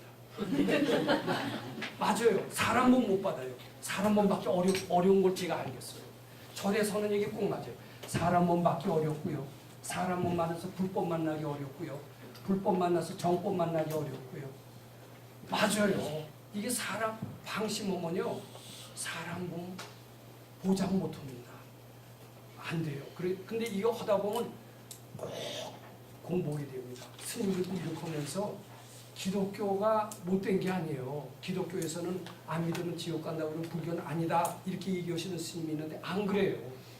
불교도 잘하면 천당 가고 밝아지고 도인 되고 이렇지만 안 되면요 사막도에 떨어진다고 써 있지 않아요. 그리고 거기서 올라오기 되게 어려워요. 그게 느껴져요. 그렇게 하면 이거 안 할 수 없어요. 이제 매주 나오실 거예요. 정말. 근데 매주 나와서 남 주지 않습니다. 다 지가 갔습니다. 그리고 행복해지시고 유능해지고 이렇게 됩니다. 그러면서 마지막 얘기만 하겠습니다. 5번 보면요. 이제 근강경을 비롯한 각종 불교 해석의 대원칙을 이해하게 됩니다. 저는 처음에 이 근강경을 학생 때부터 무척 좋아했고 신소초 스님의 근강경 해설을 읽고 심취했다고 여기서 말씀을 드렸고 스스로 자만하기를 제 근강경은 어떤 불교학자보다 못지 않다라고 학생 때 이렇게 자만한 적이 있었습니다. 그런데 나중에요 제가 출가를 그리고 거기서 몹시 가르침도 듣고 수행을 했는데 나중에 몇몇 사람 많고 이제 우리 백 선생님 돌아가시고 나서 근강경 해석으로 흘리니까 한 줄도 못 하겠더라고요. 딱 막히던데요. 그전엔 제가 알았던 것은 순전히 국리로 알았던 거예요. 이게 한 줄도 못 하겠어요. 사실이에요. 그래서 그때 어떻게 했는 줄 아세요? 여기서 이제 똑똑하신 분은 받쳤겠지 뭐 이러시겠죠. 물론 받쳤습니다. 근데 받쳐도 잘 안 되더라고요. 그래서 우리 백 선생님이라고 오면 어떻게 하실까 그 생각을 했습니다. 근데 괜찮아요. 선생님이라고 하면 어떻게 말씀하셨어요? 선생님이라고 하면 어떻게 하셨어요? 자꾸 하다 보니까 한 줄 한 줄이 되는데 한 줄 나가기가 그렇게 어려웠습니다. 정말요. 저 근강경에 대해서 자신 있었던 사람이에요. 정말 날고 기었다고 저 생각을 했어요. 오만방자했어요. 근데 나중에 알고 보니까 이건 국리로 되는 해석이 아니더라고요. 국리로는 한 줄도 못 하겠더라고요. 이게 부처님의 광명이 임해야지요. 겨우 되는 거예요. 근데 자꾸 선생님이라면 어떻게 하셨을까? 부처님이라고는 뭐라고 말씀하셨을까? 이러면서 부처님을 자꾸 향하게 되면서 내 마음이 부처님과 바뀌어지는 겁니다. 내가 선생님이 향하면서 내 마음이 도인의 마음과 바꿔지는 겁니다. 그러면서 어렴풋이 지혜가 나는 겁니다. 제가 논문을 쓸 때도 그렇게 했습니다. 논문을 썼다 했던 방법으로 금강경 때 똑같이 했습니다. 그래서 금강경 해설서를 몇 년 전에 겨우 한 적이 있어요. 근데 그러고서 깨친 게 있어요. 이게 도인의 마음이 돼봐야 해설을 할 수가 있겠구나. 우리 중생의 궁리로 소위 학자들이 한 거는 도저히 자기 생각일 뿐이지 절대로 해설이라고 할 수가 없습니다. 그리고 실천 가능하게끔 못해요. 근데 제대로 도인이 한다면 실천 가능한 해설을 할 수 있게끔 되는데 그렇게 되려면 도인이 돼봐야 됩니다. 근데 그 서양 사람들도 그렇습니다. 요새 서양의 그 특히 원자 물리학을 하는 분들은요, 이제 제일 먼저 뭐 분자의 세계를 발견하고 분자보다 더 작은 게 원자 아닙니까? 원자보다도 더 작은 건 뭐 중성자, 수많은 소립자들이 있습니다. 그리고 그 세계를 지금도 많이 안 알려져 있습니다. 굉장히 비밀입니다. 근데 어떤 식으로 그 자연의 비밀을 탐구하느냐면요, 그네들도 똑같아요. 동양적인 방법. 자기가 전자가 돼본다는 거예요. 전자가 돼봄으로써 원자의 세계를 아는 방법. 이게 서양 사람들이 진 책에 나옵니다. 마찬가지로 불경을 해석할 때는 자기가 부처님 마음에 한번 돼봐야 돼요. 근데 부처님 마음 공짜로 됩니까? 절대로 안 돼요. 자기 수도를 하고 자꾸 향해야 됩니다. 부처님은 어떻게 해석하셨을까? 우리 선생님 도인이라면 어떻게 해석하셨을까? 자꾸 하다 보면 이 모르던 마음이 깨쳐집니다. 그래서 더듬더듬해서 윤곽이 딱 잡히면서 아, 도인의 마음이 되기 전에는 모르는구나. 그 도인의 마음이 뭐냐? 알아봤더니 다 일체 유심조 공 이것더라고요. 다 내 마음에서 출발한다라는 이런 관점에서 하니까 해석이 쭉 돼요. 마치 우리 시멘트 포 풀을 때 이렇게 쫙 하면 쫙 풀리듯이요. 한 줄도 나갈 수 없었던 것이요. 일체 유심조나 공이나 불이나 여기 제 이렇게 썼습니다. 금강경은 부처님의 마음을 펼쳐놓으신 것으로서 일체 유심조 공, 불이 부족의 대원칙을 적용해야만이 해석이 가능하다라고 썼는데 일체 유심조나 공, 불이 부족은 바로 부처님의 마음인 것을 알게 됐던 겁니다. 그래서 아마 이것은 해석해 나가는 과정에서 좀 더 이해를 잘 하실 수 있을 거로 그렇게 봅니다. 근데 다시 말씀드립니다만 이건 그냥 강의만 들으시는 것은 아무 의미가 없습니다. 강의만 듣고 마시려면 차라리 그렇게 나오시는 것은 큰 의미가 없는 거고 아까 말씀하신 것처럼 이걸 통해서 저는 분명히 행복을 찾을 수 있다라고 그리고 지혜롭고 유능해지는 길을 찾을 수 있고요. 드디어는 이 당장의 삶에서 벗어나서 밝아지는 길을 갈 수가 있다라고 생각하는데 아까 마가스님 말씀대로 1년을 성심껏 하신다라면 다른 건 몰라도요. 금강경이 재미있어질 수는 있어요. 근데 저에게 졸리기만 합니다. 근데 금강경만 재미있어지면은 도통은 안 해도 걱정할 거 없어요. 그 뒤로는 탄탄대로가 펼쳐지거나 다름없습니다. 근데 금강경 어떻게 재밌느냐 하면 실천을 통해서 또는 해석이 명쾌해져야 됩니다. 구름 잡는 해석 갖고는 재밌어질 수가 없어요. 그래서 제가 그런데 좀 일조로 할 수 있지 않느냐. 예, 그렇게 이제 생각을 하면서 다음부터는 좀 더 본격적인 해석, 실천 가능한 해석으로 들어가볼까 이렇게 생각합니다. 오늘은 여기서 감사합니다.